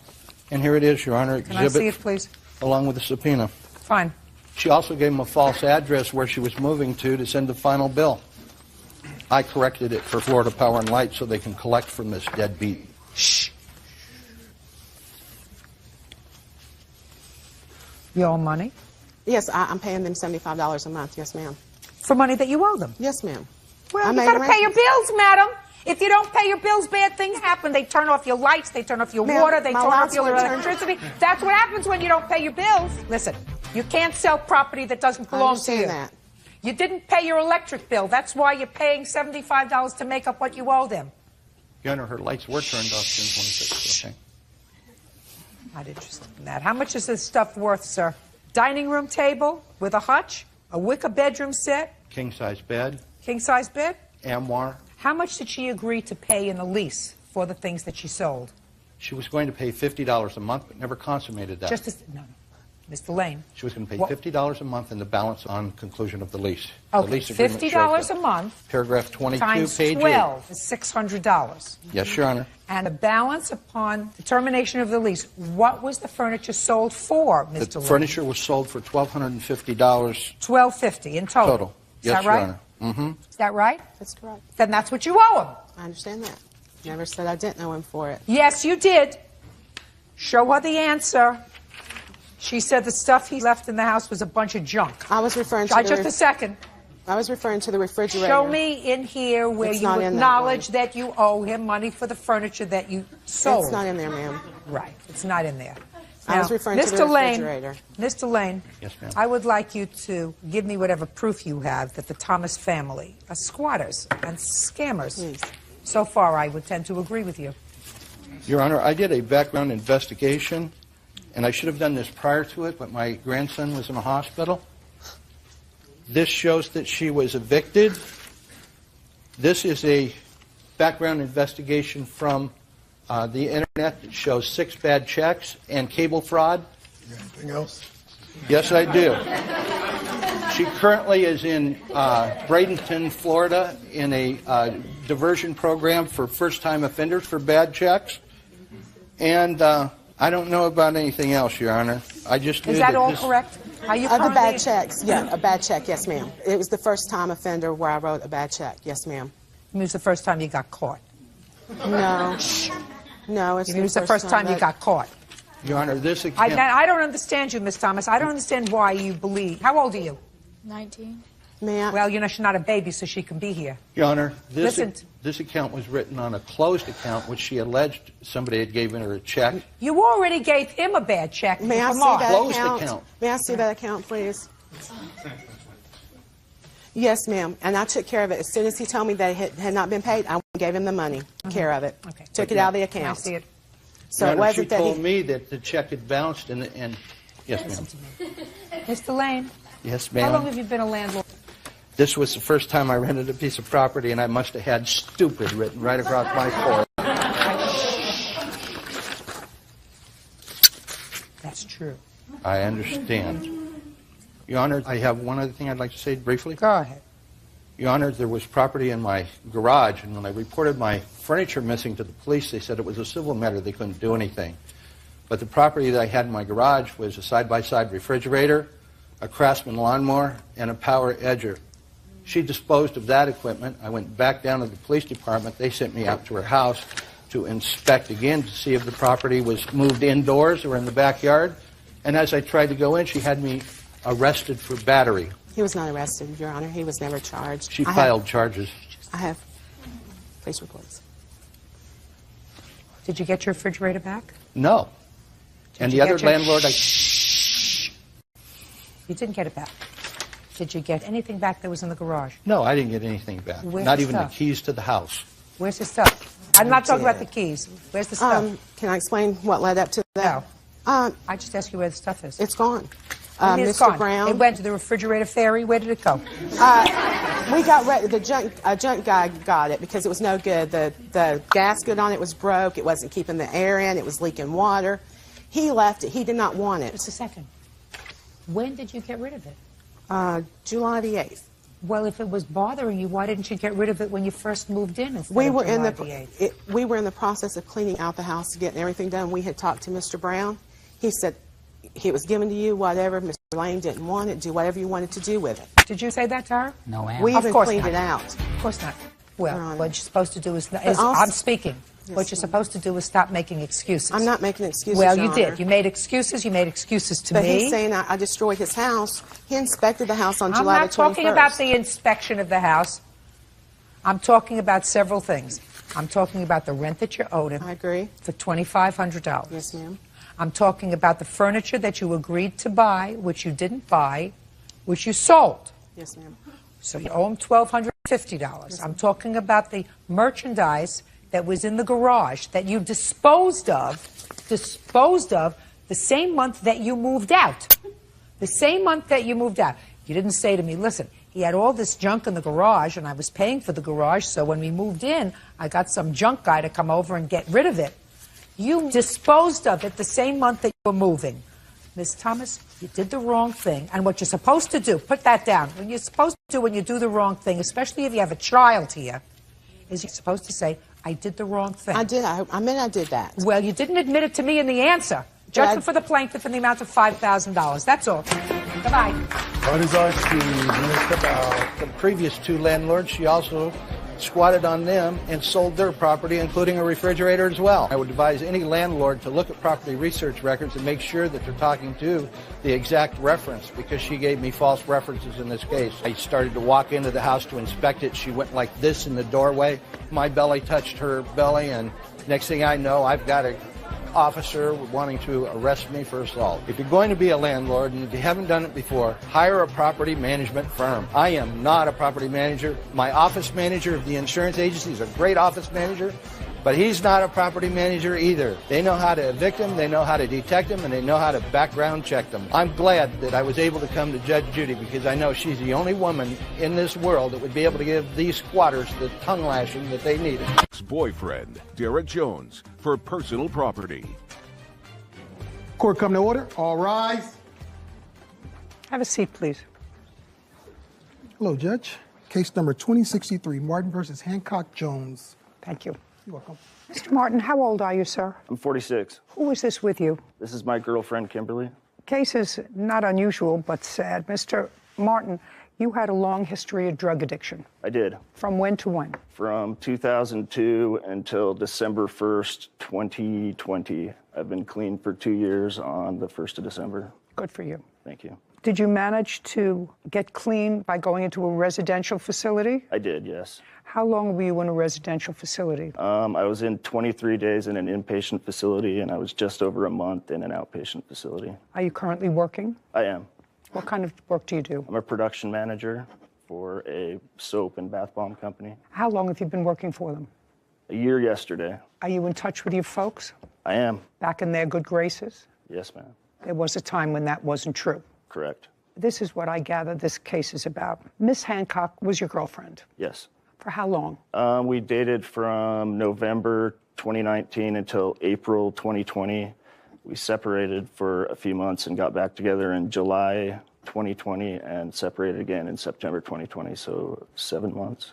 And it would be a fair statement, sir, that the reasons that you separated on both instances is because you relapsed into using drugs. Yes. And it would also be a fair statement that the first time you left the house at the defendant's request, you were unsuccessful permanently from ridding yourself of addiction, but you thought you were okay and you asked her to take you back.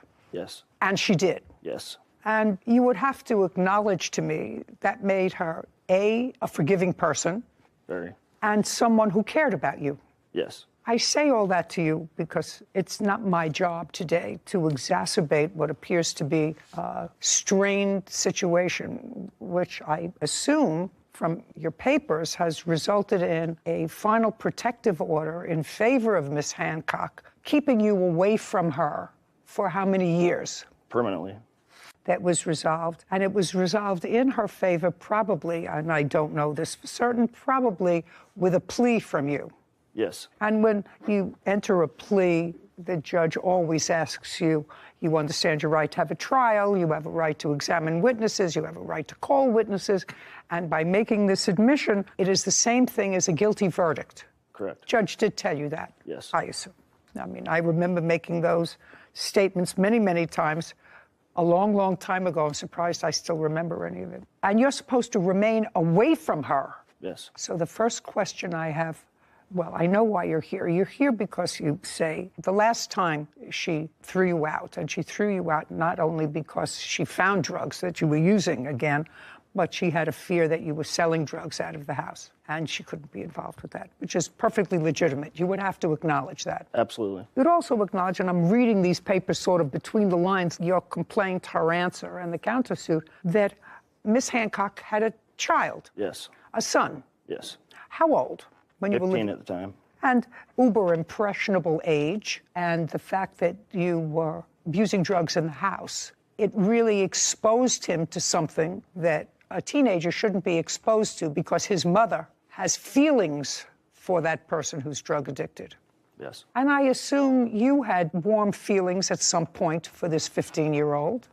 Absolutely. At the time, your parents had asked you to leave the house. I was living with my parents at the time. Jennifer asked me to move into the house because Mr. Jones had placed a GPS tracker on her car, and she was concerned about her safety with him.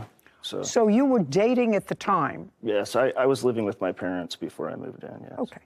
Was that a happy situation? At the time it was, yes. It didn't get difficult to last. Moved away from that. And when you moved in with Miss Hancock, according to you, you were not paying rent. Correct. You were, in fact, working. I was. And according to, that's what you say in your papers. Yes, I bought things for the house. Yes. Those were exactly the words that you swore to. You said, I also spent over $10,000 on things for her place.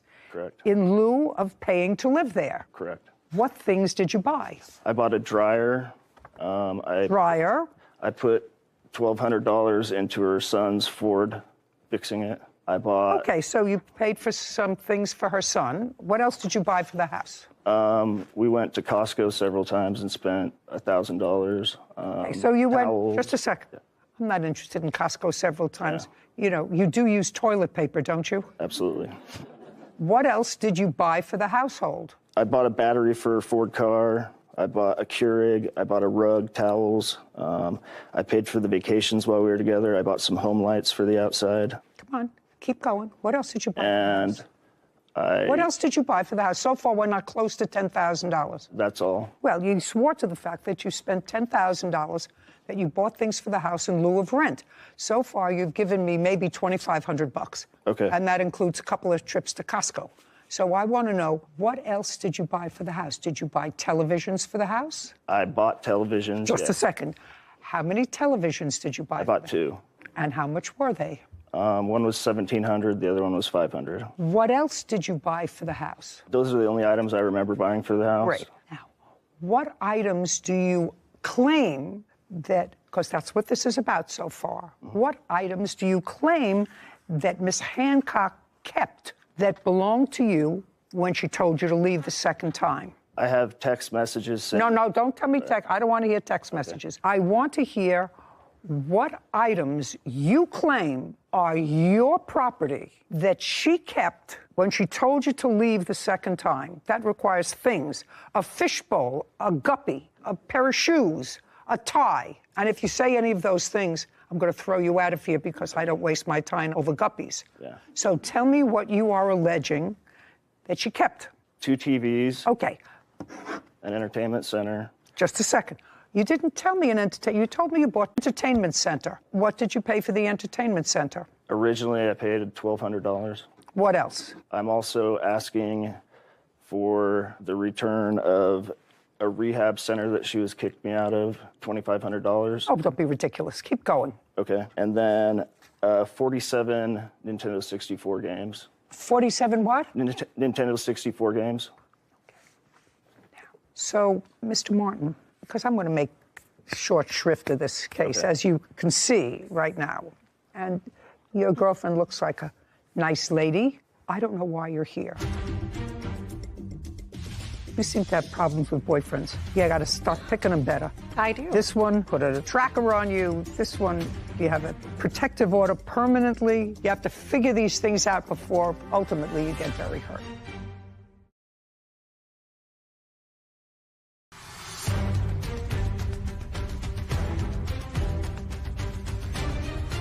Brian Martin claims his ex-girlfriend, Jennifer Hancock, and her ex-boyfriend, Derek Jones, owe for personal property.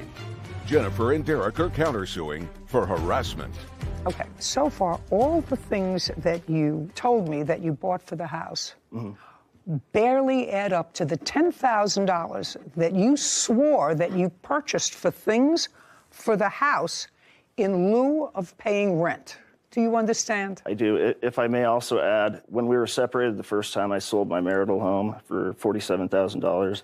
I cashed it at my bank and I put it into an account with her that I was an authorized user on. I did not get that money back because she removed my name from the account. So that money also went to purchase things while we were together that were for the house. I don't remember specifically what we bought. It was close to $20,000 that wasn't returned. But Mr. Martin, I can understand that.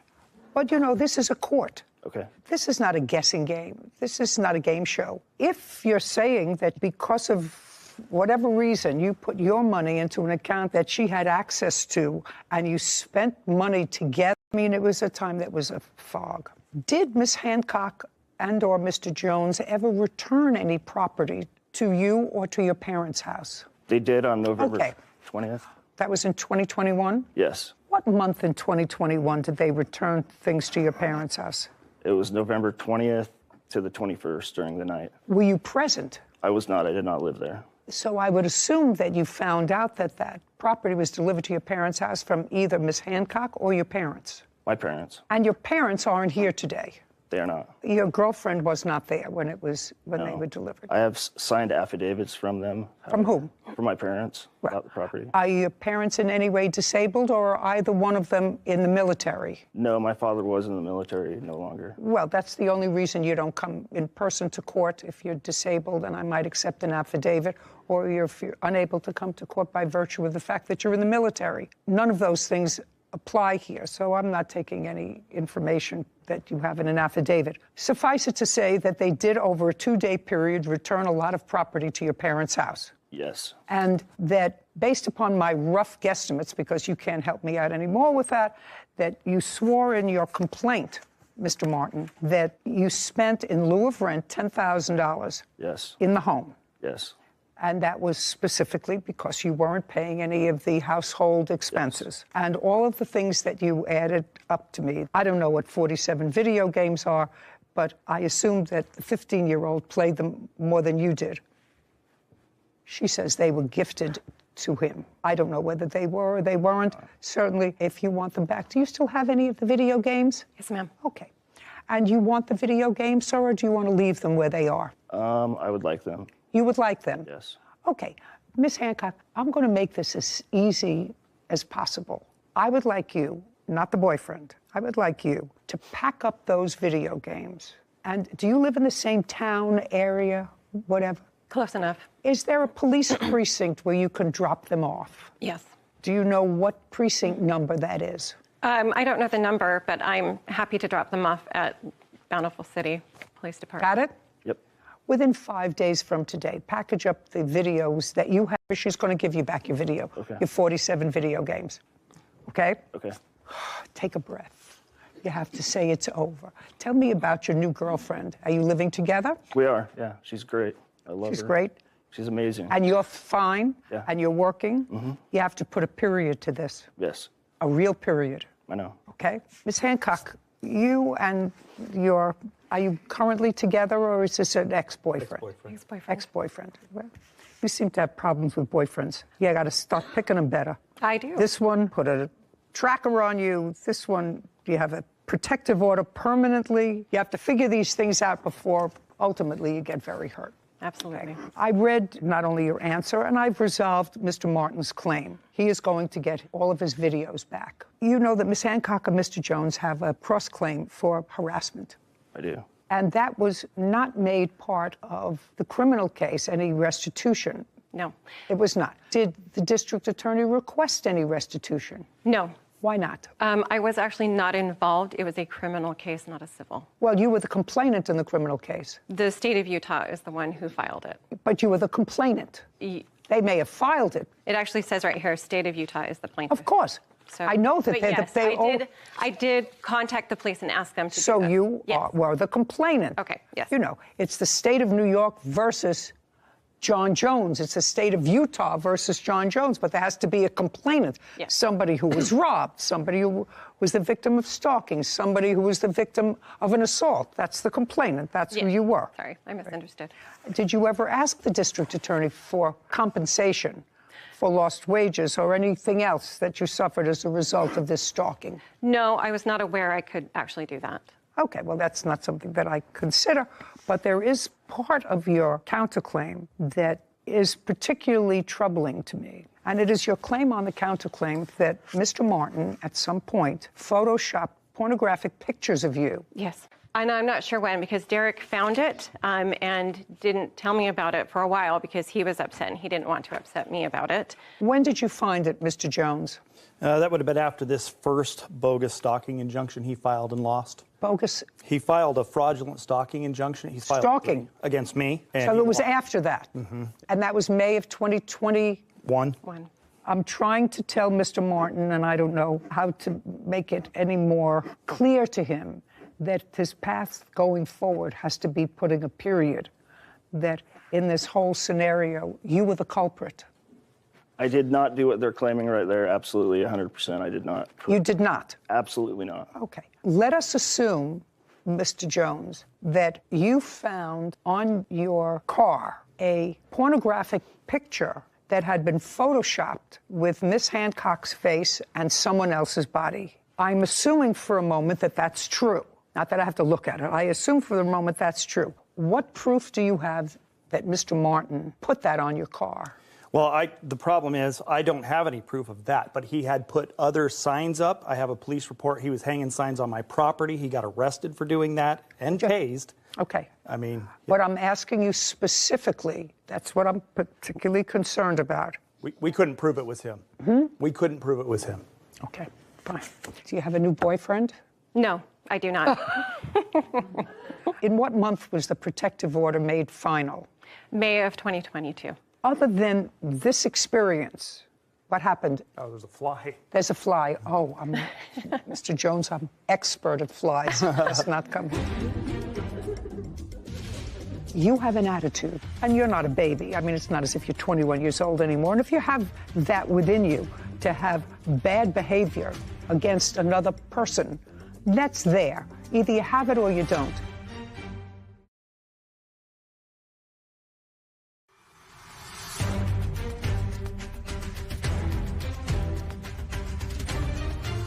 Brian Martin has accused his ex-girlfriend, Jennifer Hancock, and her ex-boyfriend, Derek Jones, of keeping his personal property. Jennifer and Derek are countersuing, claiming Brian was harassing them.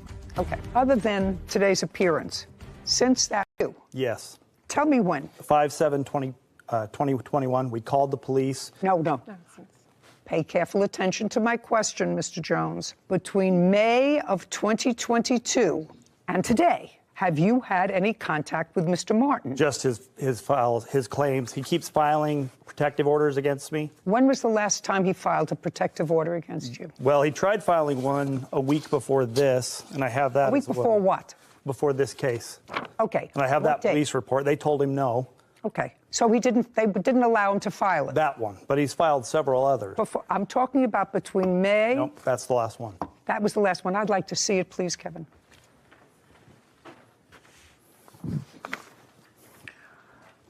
Mr. Jones, do you have a protective order in your favor? I've tried. Not tried. No, I don't. You do not? Okay. Your Honor, I have a video of catching him stalking my house, hanging signs. We submitted that. We also have the police report that he was arrested that day and tased. And tased? Yep. I have that report right here as well. I'd like to see it.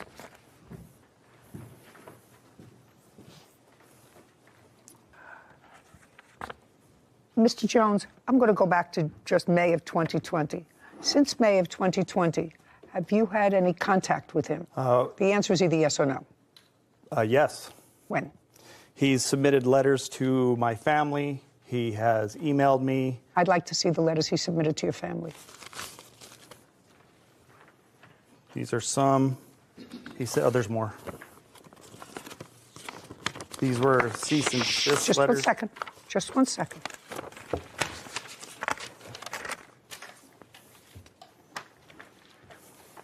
What's this? Mr. Jones texted me a text that says tweaker. He took it to my rental.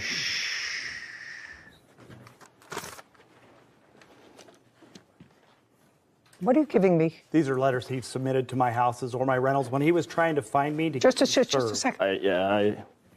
This was in relation. Mr. Jones had a temporary stalking injunction in place against him on February 7th, 2021. On May 5th, 2021, he was served that stalking injunction, and that is when the incident with the Bountiful Police took place that you're reading right now. Mm-hmm. He showed up to where I was getting my oil change. In addition to that, he has sent Facebook messages to my girlfriend that she's I'm here going to testify tell you. on. I'm going to tell you that. You see how calm you are? Not him. You understand that? Not him. Probably not him, but definitely not him. And I'm going to just suggest to both of you that neither one of you want any other legal action. You already have a lifetime protective order issued against you in favor of Miss Hancock. Yes. So I'm just telling you, I'd stay as far away from him, Mr. Martin, as I possibly could. Go a mile out of your way rather than go anywhere near where he is. That's fine. That's what I'm doing now. Ma'am. Mr. Jones, you have, and I've been around here for a long time, these kinds of buildings for a long time, you have an attitude. I can tell you have an attitude. And things may have been bad historically, but you know your behavior wasn't perfect historically. You would agree with that with Miss Hancock, correct? Oh, absolutely. You would agree with that. Okay. And you're not a baby. I mean, it's not as if you're 21 years old anymore. And if you have that within you to have bad behavior against another person, that's there. Either you have it or you don't. And what I'm suggesting to you is that this is not going to be a good outcome if this animus continues. She's not your girlfriend anymore. He's got a new girlfriend. You don't have anything to do with him anymore. Nothing. If you have to travel a mile out of your way to avoid going anywhere where he gets lunch, coffee, a Jiffy Lube, or anything else, I would suggest that you do it. I've done that. He keeps filing protective orders. Good. Well, he can do that.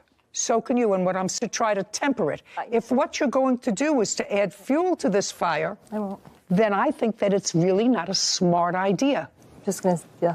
The plaintiff will get his 47 videos back within 5 days. They will be dropped off at the local police precinct. What? May I actually say there's only 21 that was ever given, so there's not 47. How many do you have? We have 19 of those games. Okay, 19? Yes. You have any other property that belongs to him? No. No. Okay, we're done here. 19. 5 days. Police precinct. This court is adjourned. I'm disappointed because I've dealt with this man for over 2 years. He's just jealous of my awesomeness. I've moved on with my life. I have a new girlfriend, and I just want my things back. Whatever. I just want him out of my life. It's time to close the chapter. It's time to move on. I never want to see him again. I never want to hear from him again. People spend so much time with negative energy. Oh, yes. Sarah, if the one thing that you and all other single people out there can take away from this case is that women are supposed to be smart. And clearly, she had a nose for bad boys. Yeah. Because according to what we heard, the reason she invited him to come and live with her is because the different problem with a different co-defendant, right, co-defendant, Mr. Jones, was really stalking her. Mm-hmm. And the same problem she had with the plaintiff. But stalking is an odd one. You have to be a little bit off to engage in stalking, to really terrorize somebody. Especially to the level of legal action for stalking. Yeah. Because I know the standard for getting a restraining order, even a temporary one, is very high, the standard. There has to be some pretty serious stuff that the judge reads. And he pled guilty. Mm-hmm. But Mr. Jones also acknowledged that he had not treated her well. So it's always sad to me when perfectly reasonable women, sometimes because of their need to nest, will choose subpar mates. I think it's more important to hold on to your own energy than to allow it to seep into these negative wells that will just run you dry. You're out. Tracked. Court come to order. All rise. Have a seat, please. Case number 2030, Gordon versus Jackson Smith. Thank you. You're welcome. Miss Gordon, you're a wedding planner. Yes. You called her to plan a wedding that you were having in Las Vegas. Yes. It's your husband? Yes. The wedding was scheduled for what date? April 30th of 22. Your lawsuit against the defendants is for the balance of a fee that you say is due and owing to you. Ms. Jackson and Mr. Smith are counterclaiming for a whole bunch of things. They said that not only didn't they get everything that they paid for, that you selected the venue, and they were ejected from the venue because they weren't allowed to have a wedding there or serve liquor. So what was your fee that you quoted the defendants, and how much of that fee did they pay? My fee for planning the wedding was $4,000. And that $4,000, was that fee reduced to a contract? Yes, it was. I'd like to see it. Okay.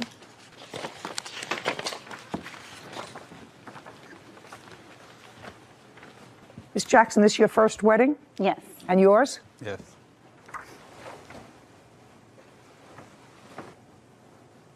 Okay, your total fee was $4,000 and a deposit of $2,000. Did they give you a deposit? Yes. Okay, so they signed an agreement to pay you $4,000. How much did they pay you in total? In total, for our planning fee, they paid No, in total, how much did they pay your company? $2,000. $2,000. Correct.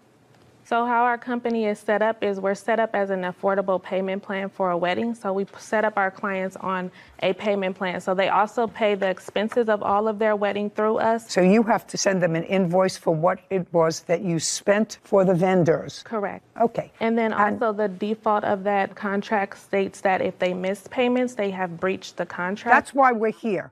Each of you is accusing the other of breaching this agreement. You say that they didn't finish paying you what they owed you, and they say you didn't furnish the services to them that they signed up for the wedding. They gave you $2,000, and the wedding was supposed to be held where? The banquet hall. Did you send them a deposit?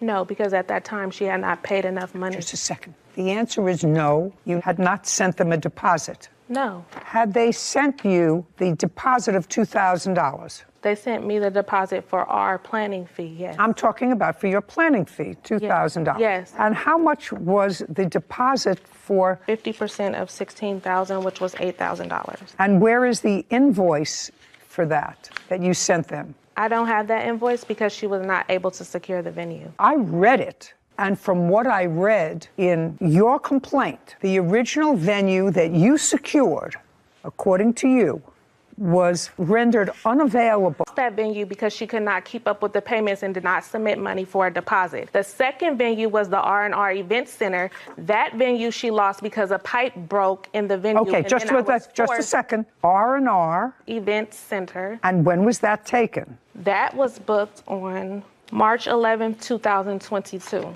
And I do have the invoice for that. And how much was it? $2,250. Okay, that's much better than $8,000. Okay. Did she put in a deposit? Deposit was made from the monthly payments that she makes towards her wedding. Show me invoices that you sent her every month. Yes, I have that. Well, I'd like to see them. This is the statement of the account. It lists all the invoices that she was sent on a monthly basis. So she paid you the $20,000 that was invoiced. Her wedding cost a total of $23,600. No, that's not what I said. Opening balance was zero. Invoice $20,451.57. Paid $19,356.57. That's what this says. Uncross your arms. Correct. No, that's so correct. she paid for everything. Now. No, she didn't pay for everything because, as I just stated, her wedding cost a total of $23,651. Let's go back to, because I see that we're not getting anywhere. Before her wedding, before anything happened, before she said, I do, and before he says, I take you, she paid practically $20,000, which was your original estimate and her budget for the wedding. There's a second. That's either a yes or a no. Before the wedding, your original budget that you were given by the defendant, I read the papers, was $20,000. So, and that's either a yes, I read the papers, or a no. Yes, that's the budget she stated she would like to stay around. But however, in planning a wedding, you cannot give an exact of how it's going to cost. I didn't say that. I didn't, Madam, pay careful attention to me.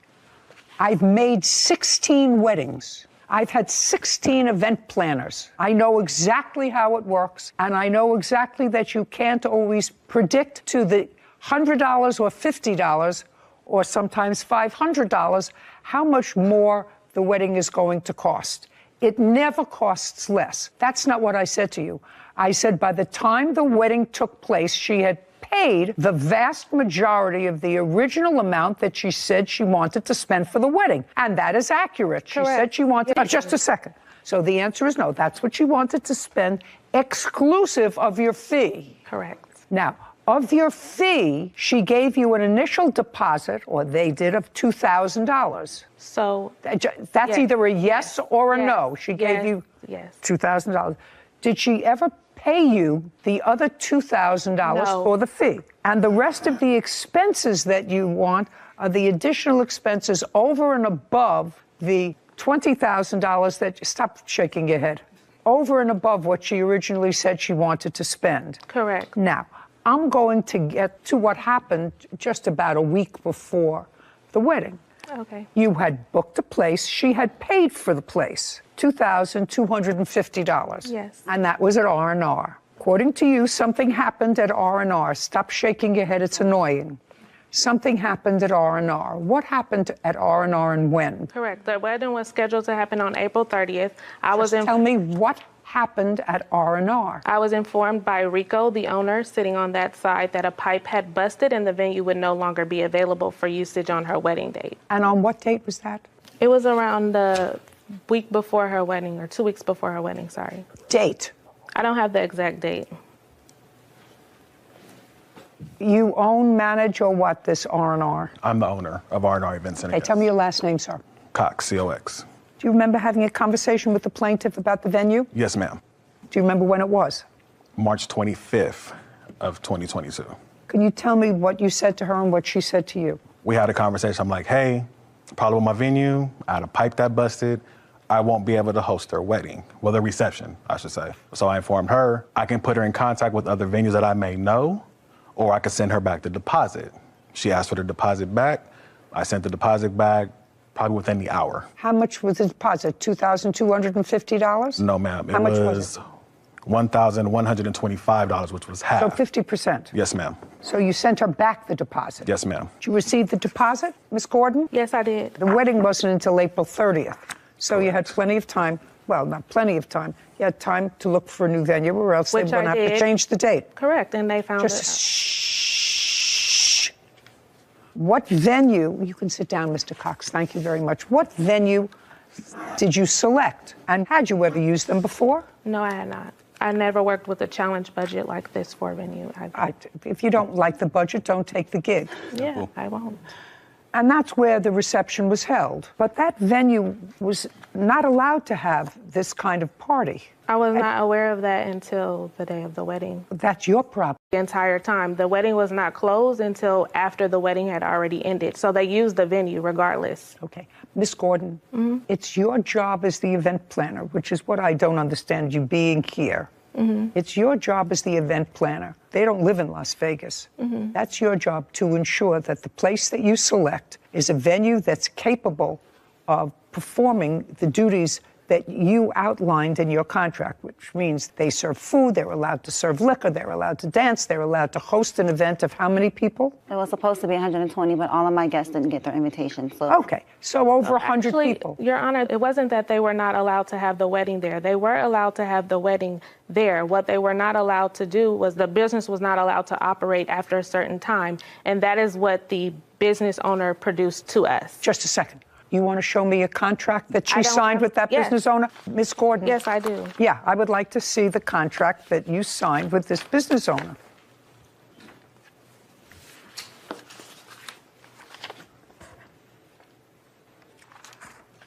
Sarah, just for my own information, would you look up this venue, please? Tell me what you find.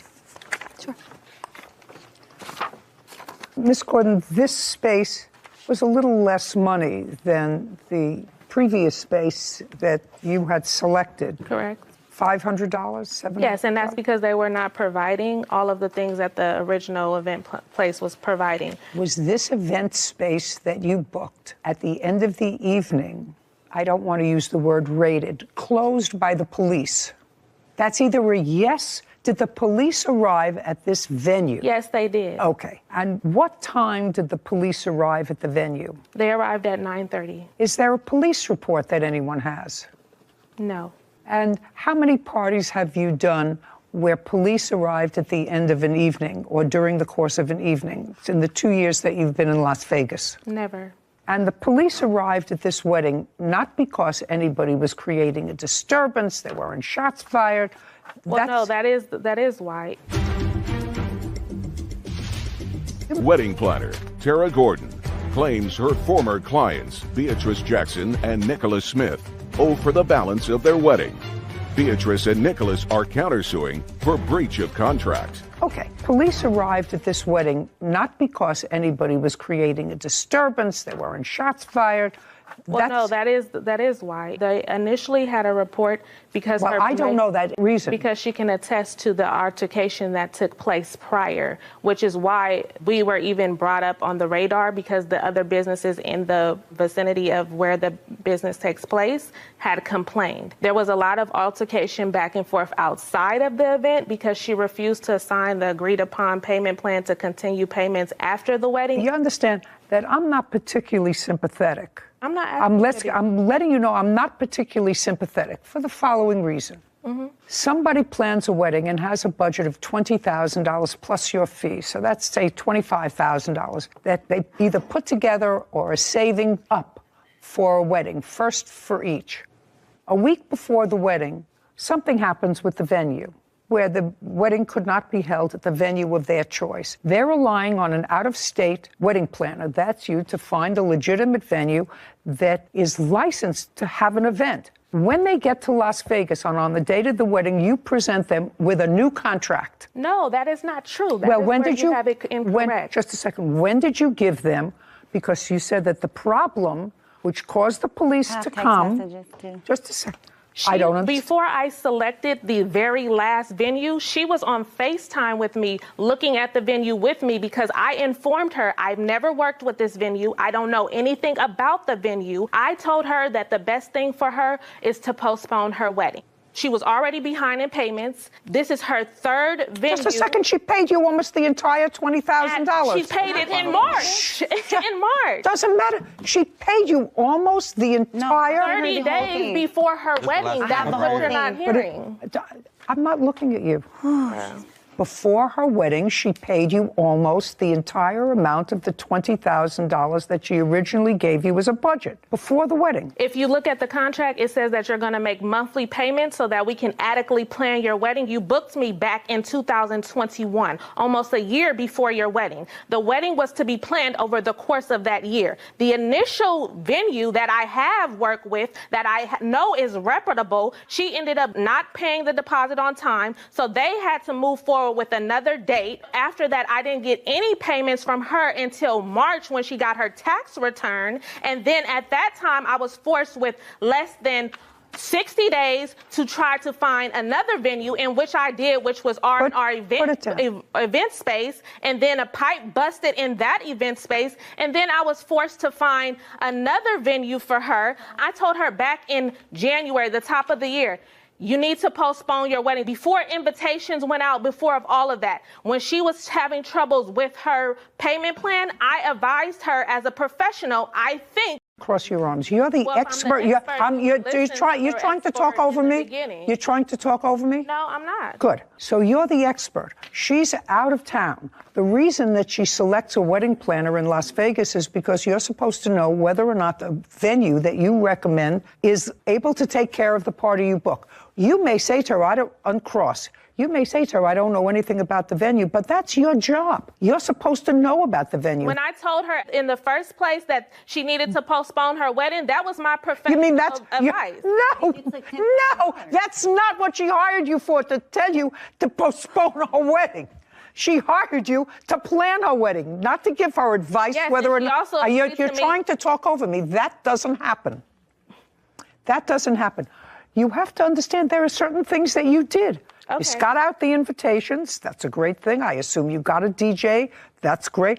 All of those things. The wedding itself, to me, was problematic. If my wedding ended with the police coming to the venue, and it turned out that the venue was one where you weren't allowed to have that kind of an event, I would be annoyed at the wedding. They were allowed to have a wedding. No, they weren't. The police officer. The contract clearly states that. I don't care what it states. That's not what the police officer said. And you know, because you have a police. I don't care what it states. I don't care what it states. You started to tell me before that the reason the police came there is because there was an altercation about you giving her another contract on that date, and there were words outside, and people were complaining, other people who were in the air. That's not what I said. What did you say? The night before her wedding, I explained to her. I want to know what's happened on the date of the wedding. Just a second. Can you let me finish so I can articulate? I want you to go because I have a limited amount of time and I'm getting very old. I thought what you said to me, and you're going to read this back, is that the reason the police were drawn to the venue is because of the arguments outside. Correct. Let's read that back. That's what I just said. That was on the date of the wedding. Correct. You got married, and you're happy, and you had people at the wedding. You got a free wedding. And you $20,000. You're almost done. Do you understand? You're almost finished. Go ahead. We were brought up on the radar because the other businesses in the vicinity where the event took place had complained. There was a lot of altercation back and forth outside of the event because she didn't agree to sign the payment plan. Okay. So the reason that was because there were altercations about this second contract. No, that's not the contract we were having an altercation about. That's what I'm trying to explain. Oh, just a second. On the day of the wedding, Miss Gordon, did you present her with a new contract to sign? That's either a yes or a no. Yes, I did, but not for the venue. It's not for the venue. I didn't say it was for the venue. Yes. On the day of her wedding, did you present her with a new contract? The answer is yes. Yes. You said you had discussed that with her the night before? Correct. And uncross. Oh, sorry. And the night before, did she agree to sign? Yes, she Just did. a second. A new contract? Yes, she did. Okay.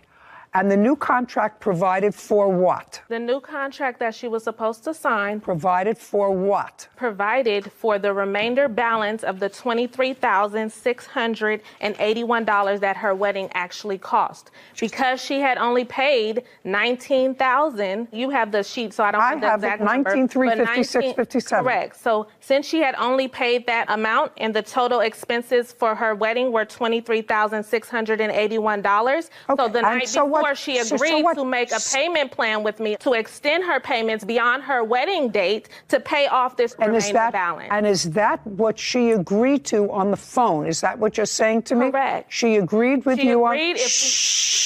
She agreed on the phone to pay you the additional $3,500 or $4,000, and she agreed to pay it over time. Correct. And that was Friday night. Correct. And then she got to the wedding. Correct. And at what point did you present her with the new contract? At what point in the event? Upon her arrival to the reception venue. Now, what happened when you got to the reception venue? You'd already gotten through the ceremony, so you're already married. What time did you get to reception? So the reception was supposed to start at 5. It was supposed to start at 5, but when we got there, she wasn't even done decorating. All of my family stayed outside for another hour, including my grandmother, my grandpa. We waited in cars. Okay. I said it was supposed to start at 5. At 5. This venue that I have here someplace, you have it? I think it was supposed to start at 5:30 and end at 10:30 per the contract. Okay, thank you. Was it supposed to start at 5:30? Yes. What happened at 5:30, Ms. Gordon? I presented her with the contract, and then she refused to sign it. Her guests were waiting outside because she was refusing to sign it. When she refused to sign it, because our agreement was she was going to sign the agreement before we started the reception. When she said that she did not want to start the reception, I responded and I said, we will pack all of this up and my staff and I will leave because now we're not being paid for our services. What time did the police arrive? I spent $20,000 for a wedding, and my evening ended by the police having my guests leave. Furious.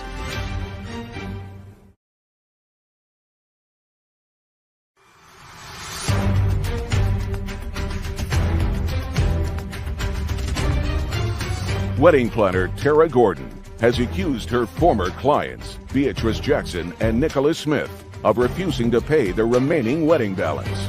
Beatrice and Nicholas claim Tara booked an illegal venue for their reception. So, what time did the police arrive? The police arrived at 9:30. And did the police tell everyone to leave? Yes, they did. And told everyone that they had to leave? They arrived and they told me that everyone had to leave. Whether they told you or whether they told them. Yes. They said the place had to be clear. Correct. And that was an hour before the termination of the event. So at the end of the event was... The event was supposed to end at 10:30.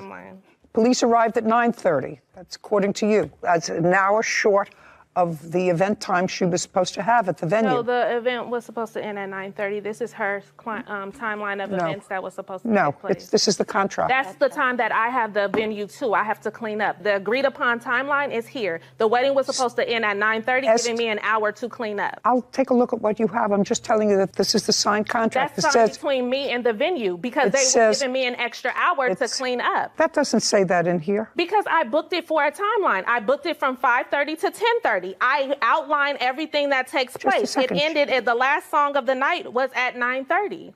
And she went through the last song. We made it through the last song of the night on time. Could I take a look at that? I just can't wait till it's my turn. Well, the last song of the night was supposed to start at 9:30. Yes, and it started earlier because we made it through and she was done dancing. And by the time the police came, it was just mingling and dancing going on. So she had made it through her entire wedding reception is what I'm trying to state. Yes, Mr. Cox. Please. Hey, Your Honor, I'm back. That's not true. The police actually came at 9 o'clock and... Were you there? I was the DJ.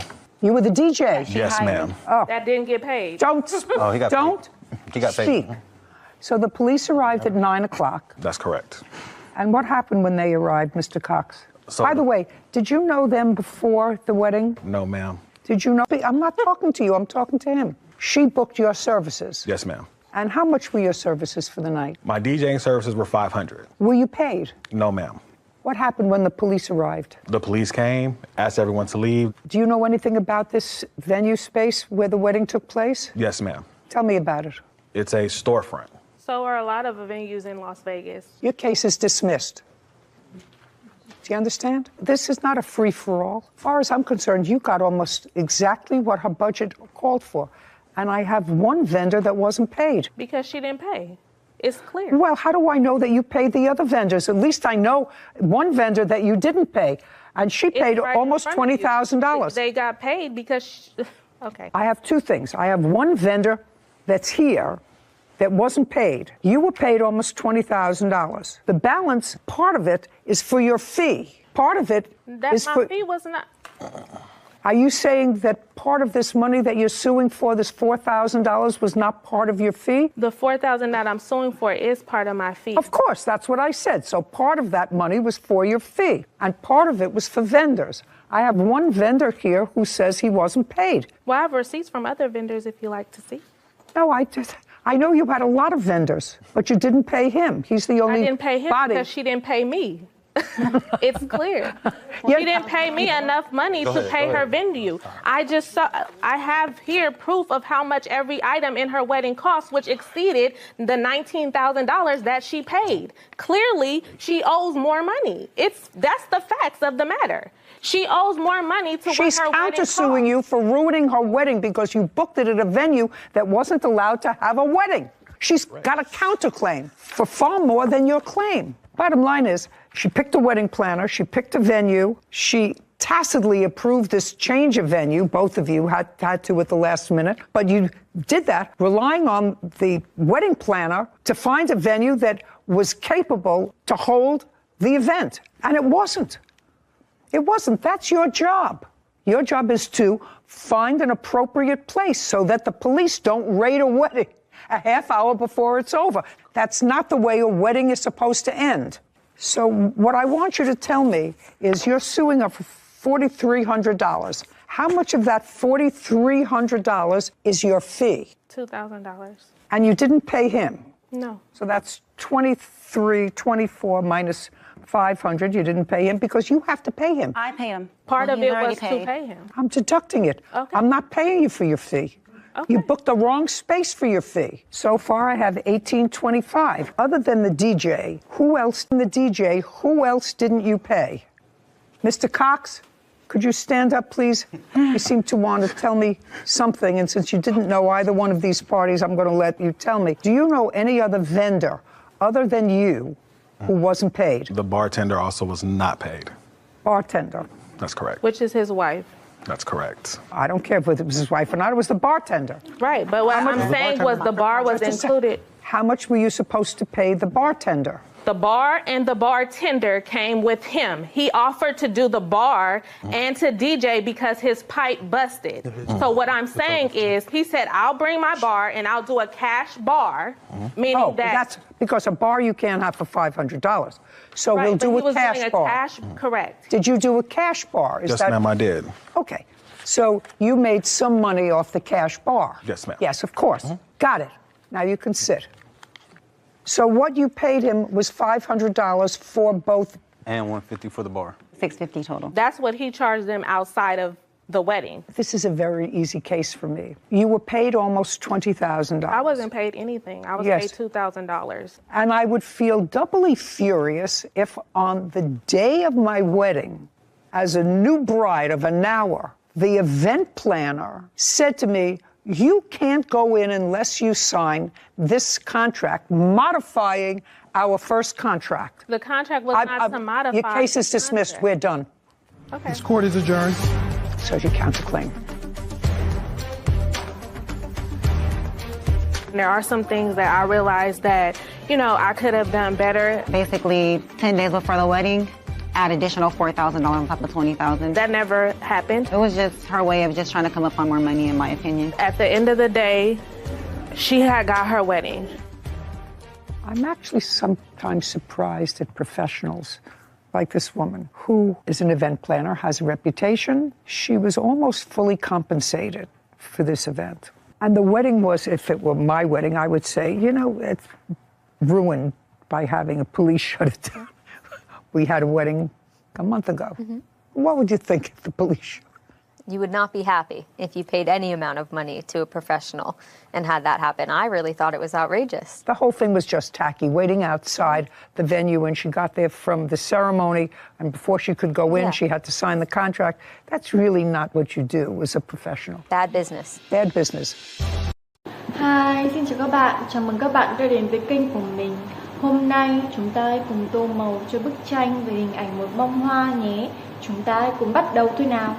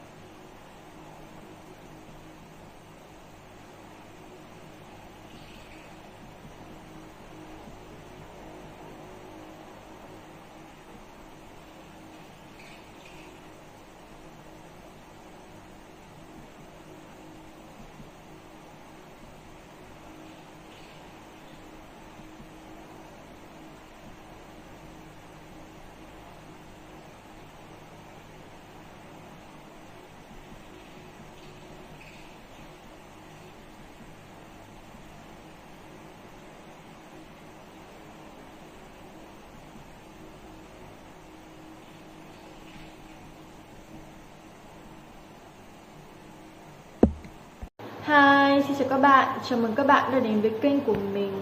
Hôm nay chúng ta hãy cùng tô màu cho bức tranh về hình ảnh hai cô nàng đang dạo phố nhé. Chúng ta hãy cùng bắt đầu thôi nào. Tô tóc màu nâu.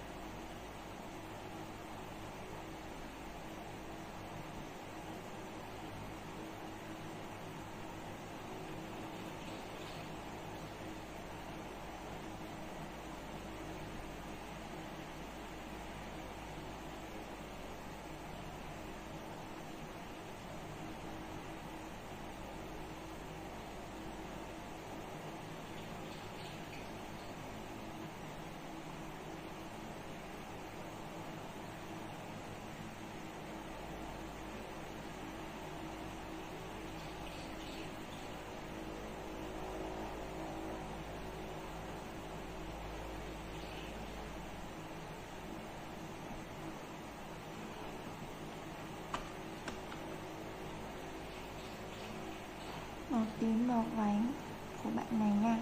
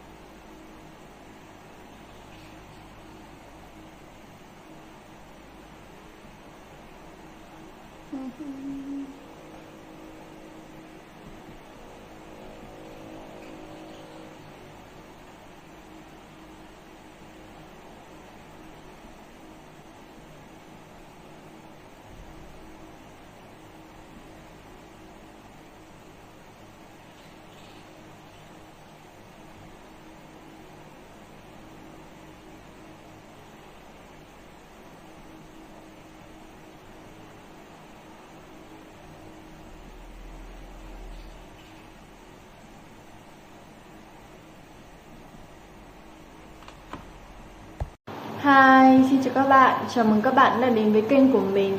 Hôm nay chúng ta hãy cùng tô màu cho bức tranh về hình ảnh một chú hươu cao cổ bên cạnh hai cây cọ nhé. Chúng ta hãy cùng bắt đầu thôi nào. Sẽ tô màu cam vào đây.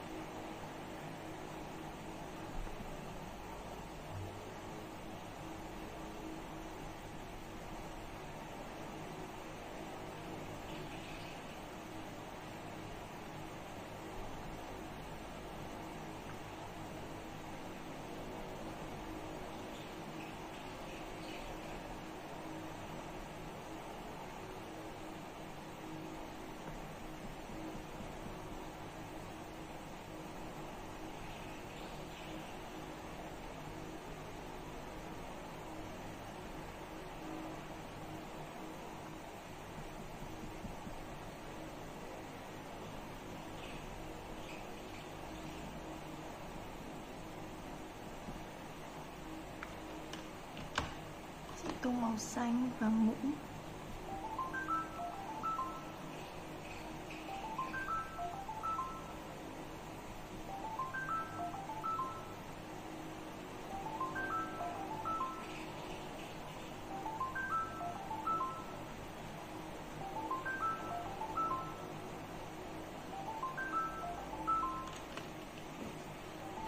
Cây tóc mình sẽ tô màu xanh này.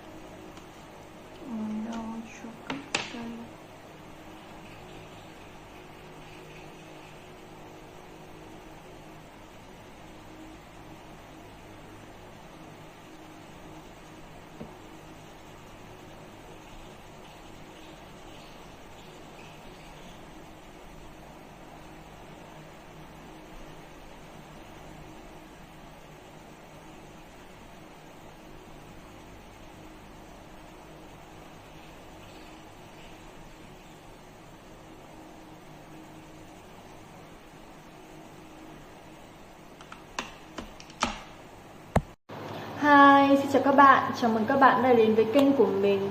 Hôm nay chúng ta hãy cùng tô màu cho bức tranh về hình ảnh hai bông hoa nhé. Chúng ta hãy cùng bắt đầu thôi nào. Hôm nay mình sẽ tô màu đỏ sâu.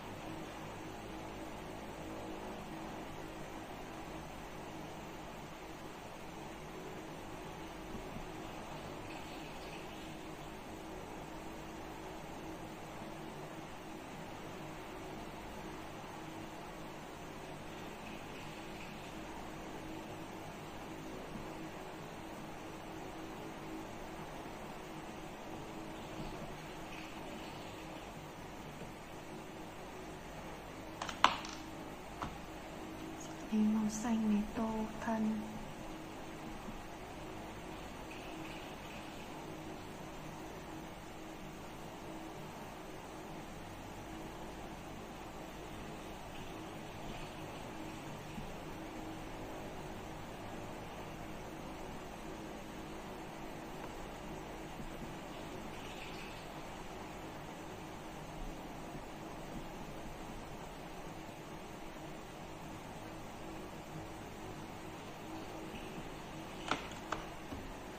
Là mình sẽ tô màu này.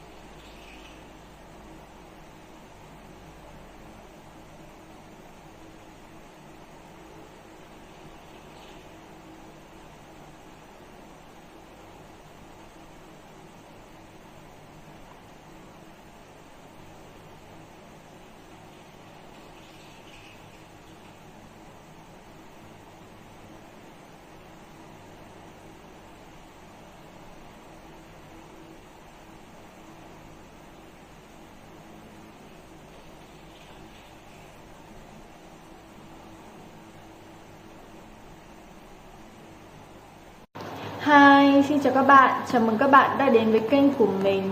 Hôm nay chúng ta hãy cùng tô màu cho bức tranh về hình ảnh một chú voi nhé. Chúng ta hãy cùng bắt đầu thôi nào. Mình sẽ lấy màu xám tô vào tai của chú voi.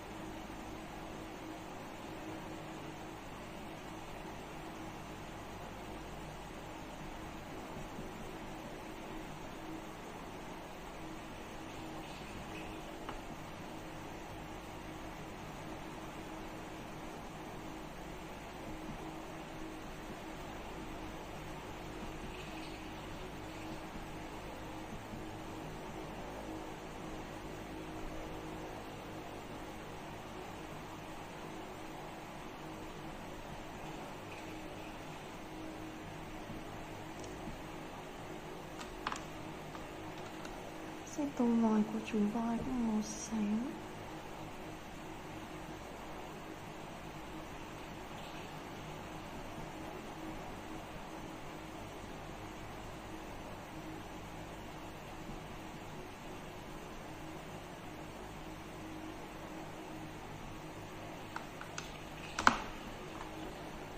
Có những bông hoa.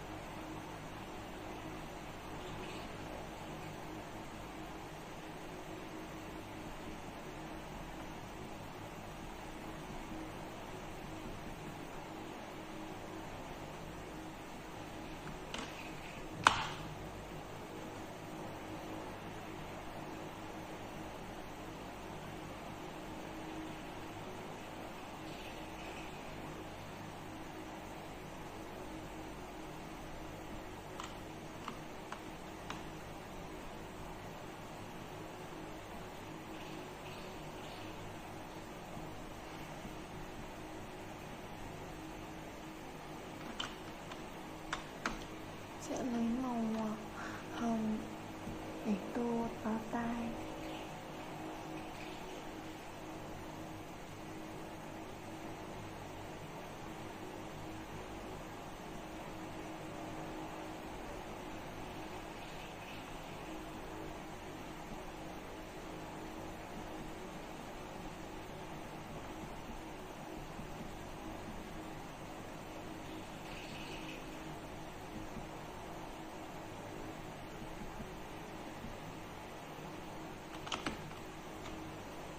Hoa này sẽ tô màu hồng này.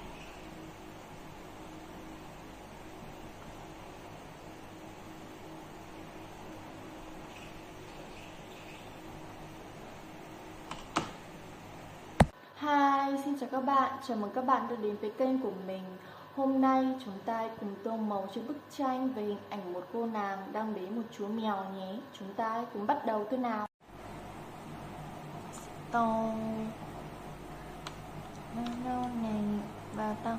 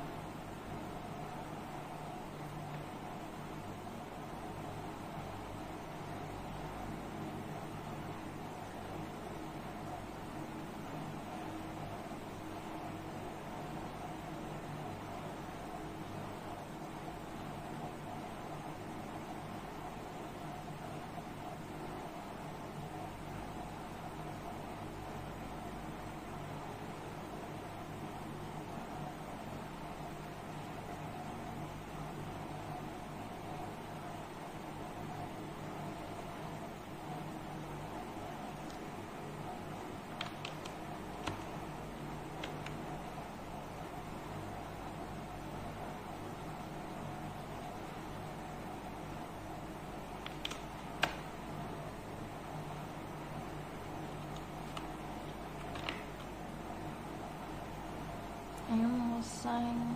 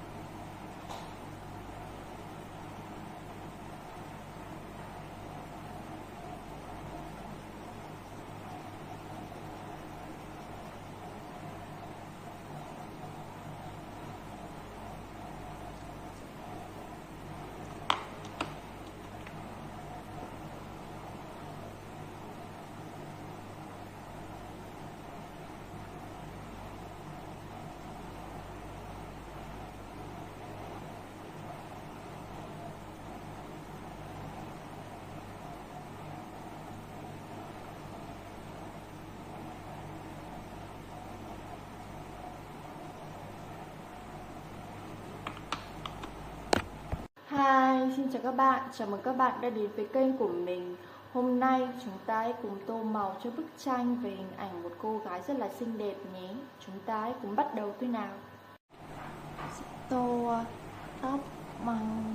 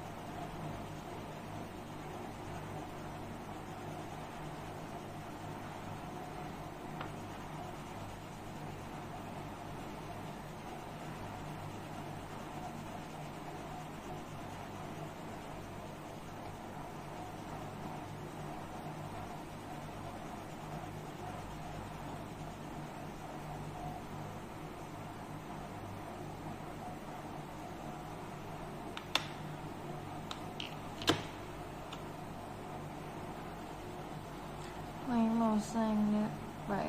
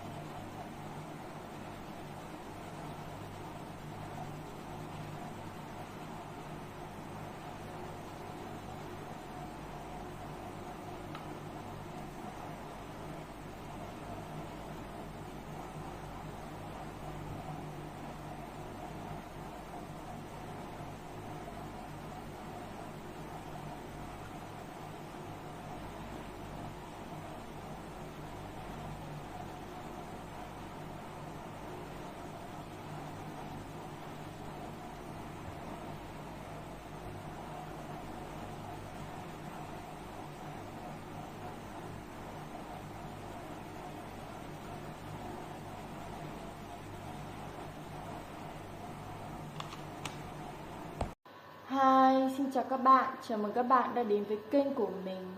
Hôm nay chúng ta hãy cùng tô màu cho bức tranh về hình ảnh những chú mèo nhé. Chúng ta hãy cùng bắt đầu thôi nào. Mình sẽ tô màu vàng và chú mèo.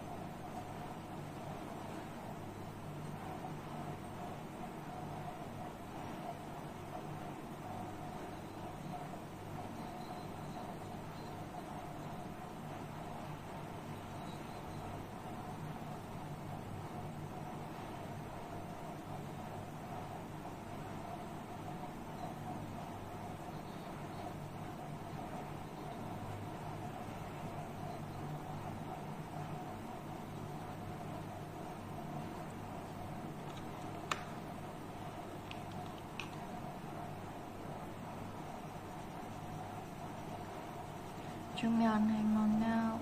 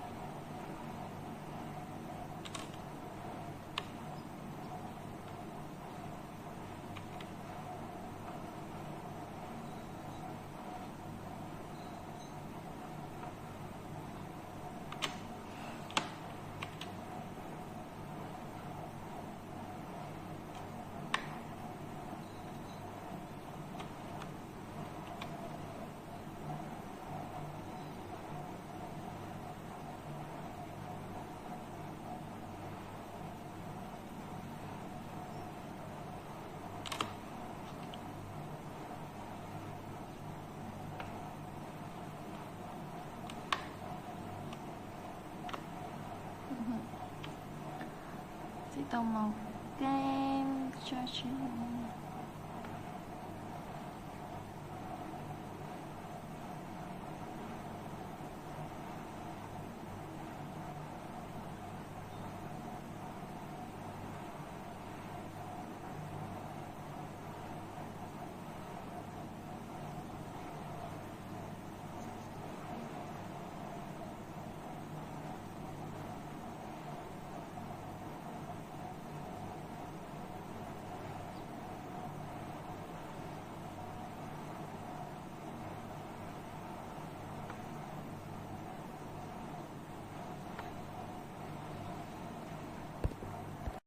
Hi, xin chào các bạn, chào mừng các bạn đã đến với kênh của mình.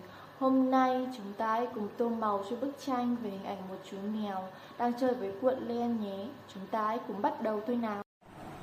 Lấy màu nâu tô cho chú mèo.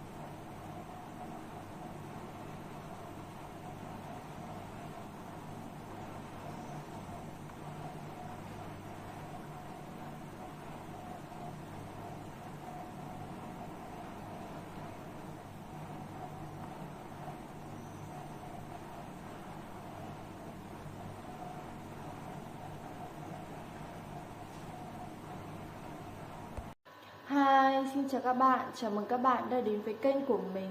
Hôm nay chúng ta hãy cùng tô màu cho bức tranh về hình ảnh một chú khỉ nhé. Chúng ta hãy cùng bắt đầu thôi nào. Mình sẽ tô chú khỉ màu nâu.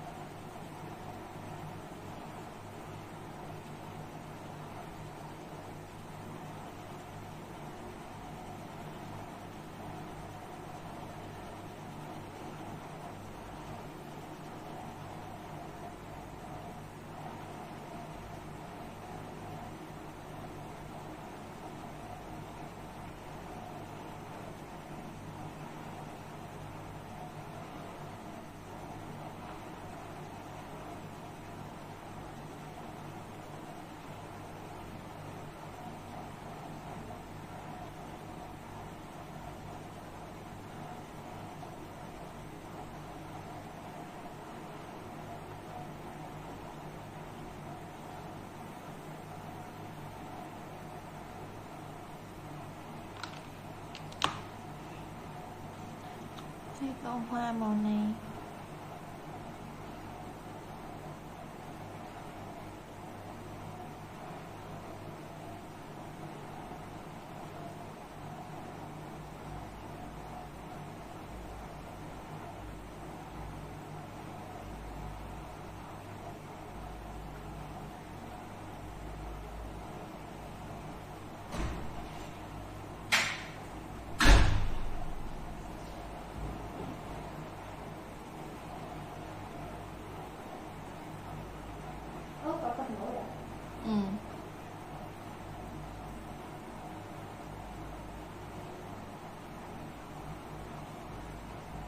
Phải bị lại đó, đứa đâu? Nó xem đâu?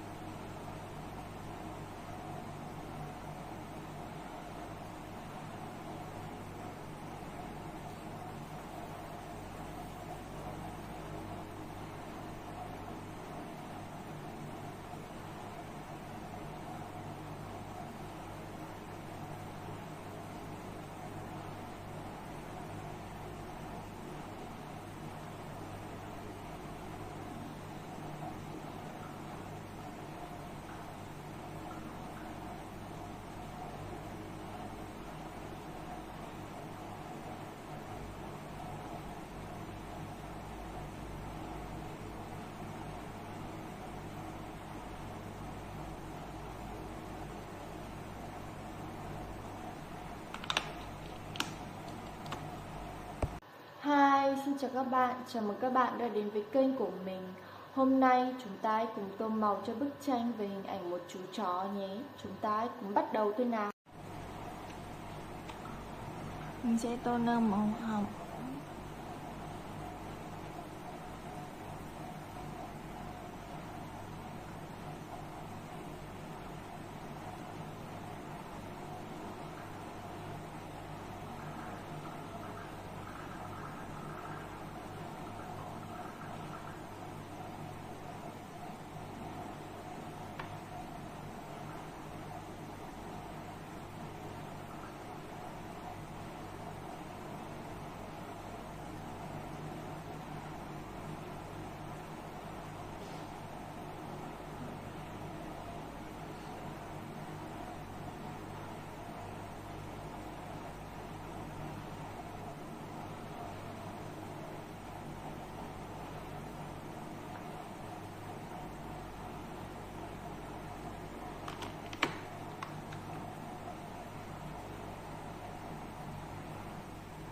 Mình sẽ tô màu vàng.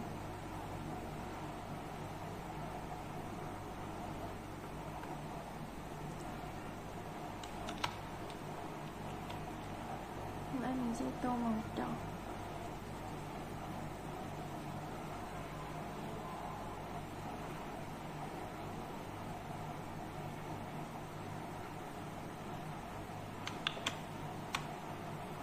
Mình sẽ tô màu xám vào lông.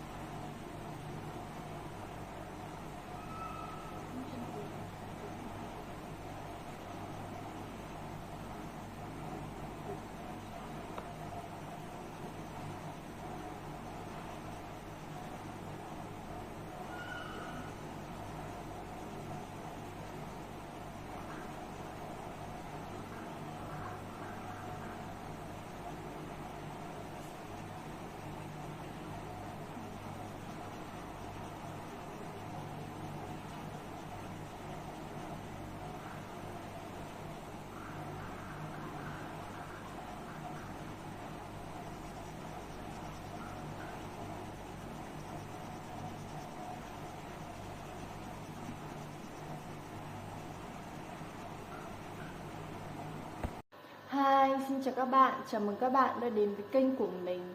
Hôm nay chúng ta hãy cùng tô màu cho bức tranh về hình ảnh một gia đình gồm 4 thành viên nhé. Chúng ta hãy cùng bắt đầu thôi nào.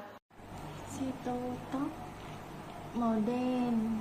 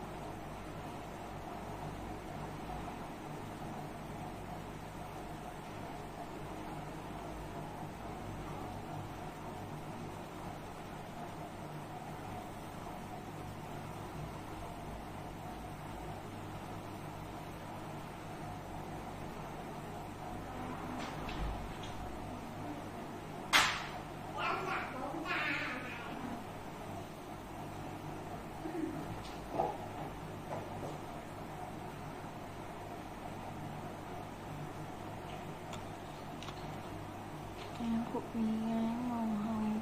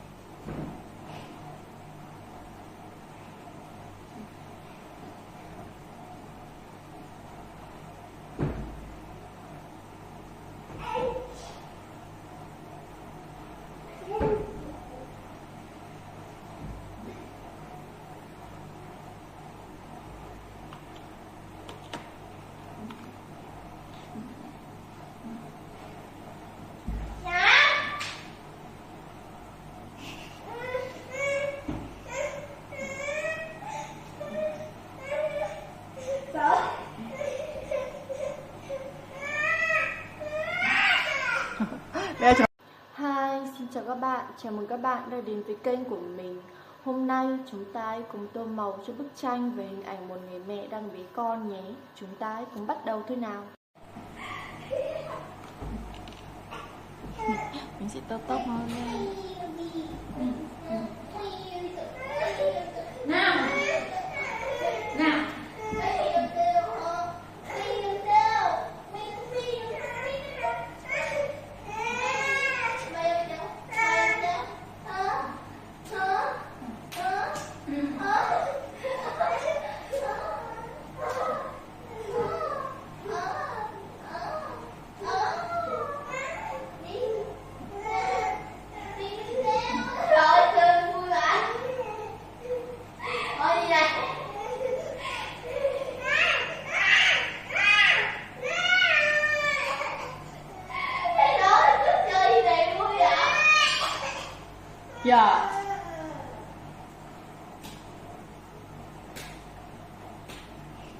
Nè Tôm, thôi.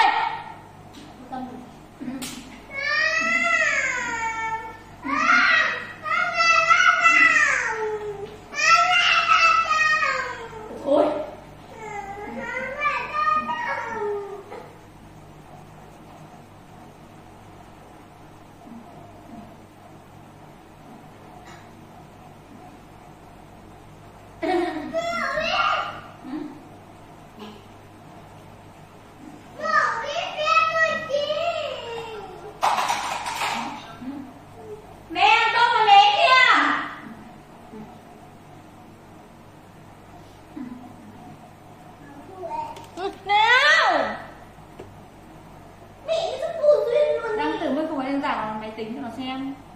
Ra bên kia. Người khác đang dùng cứ lấy.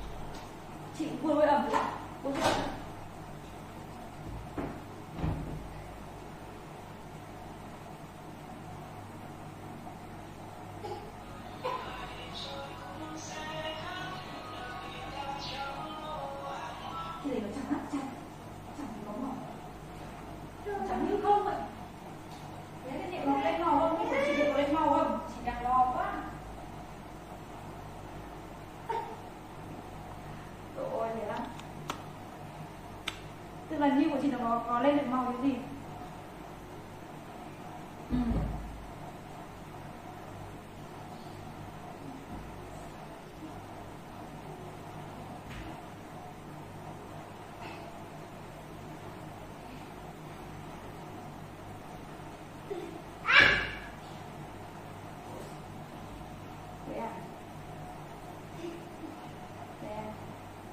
Nếu chị nhìn thấy chị thì nó trắng tinh, nó chẳng có gì.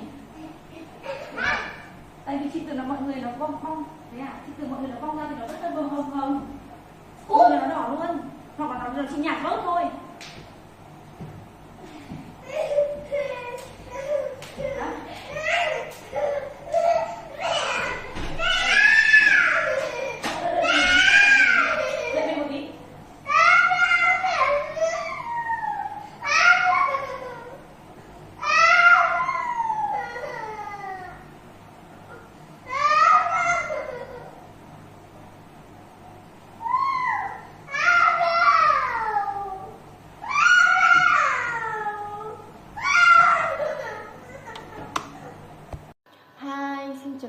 Chào mừng các bạn đã đến với kênh của mình. Hôm nay chúng ta hãy cùng tô màu cho bức tranh về hình ảnh hai bé gái đang trồng cây nhé. Chúng ta hãy cùng bắt đầu.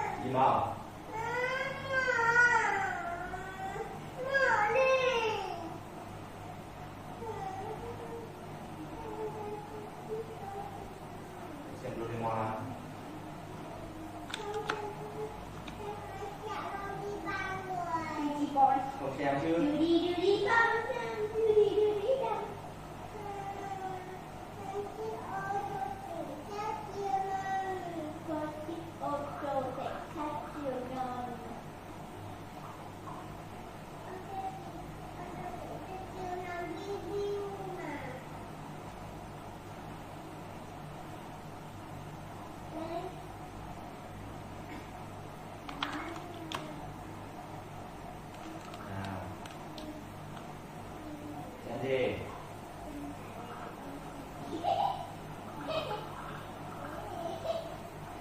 Đây, bỏ tay ra.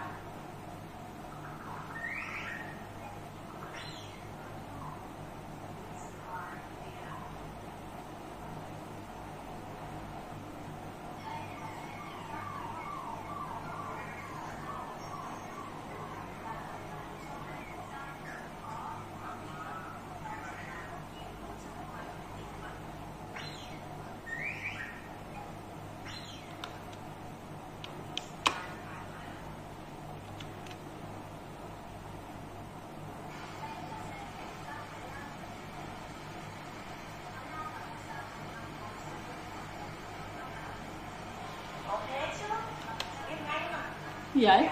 Bỏ mẹ tôi.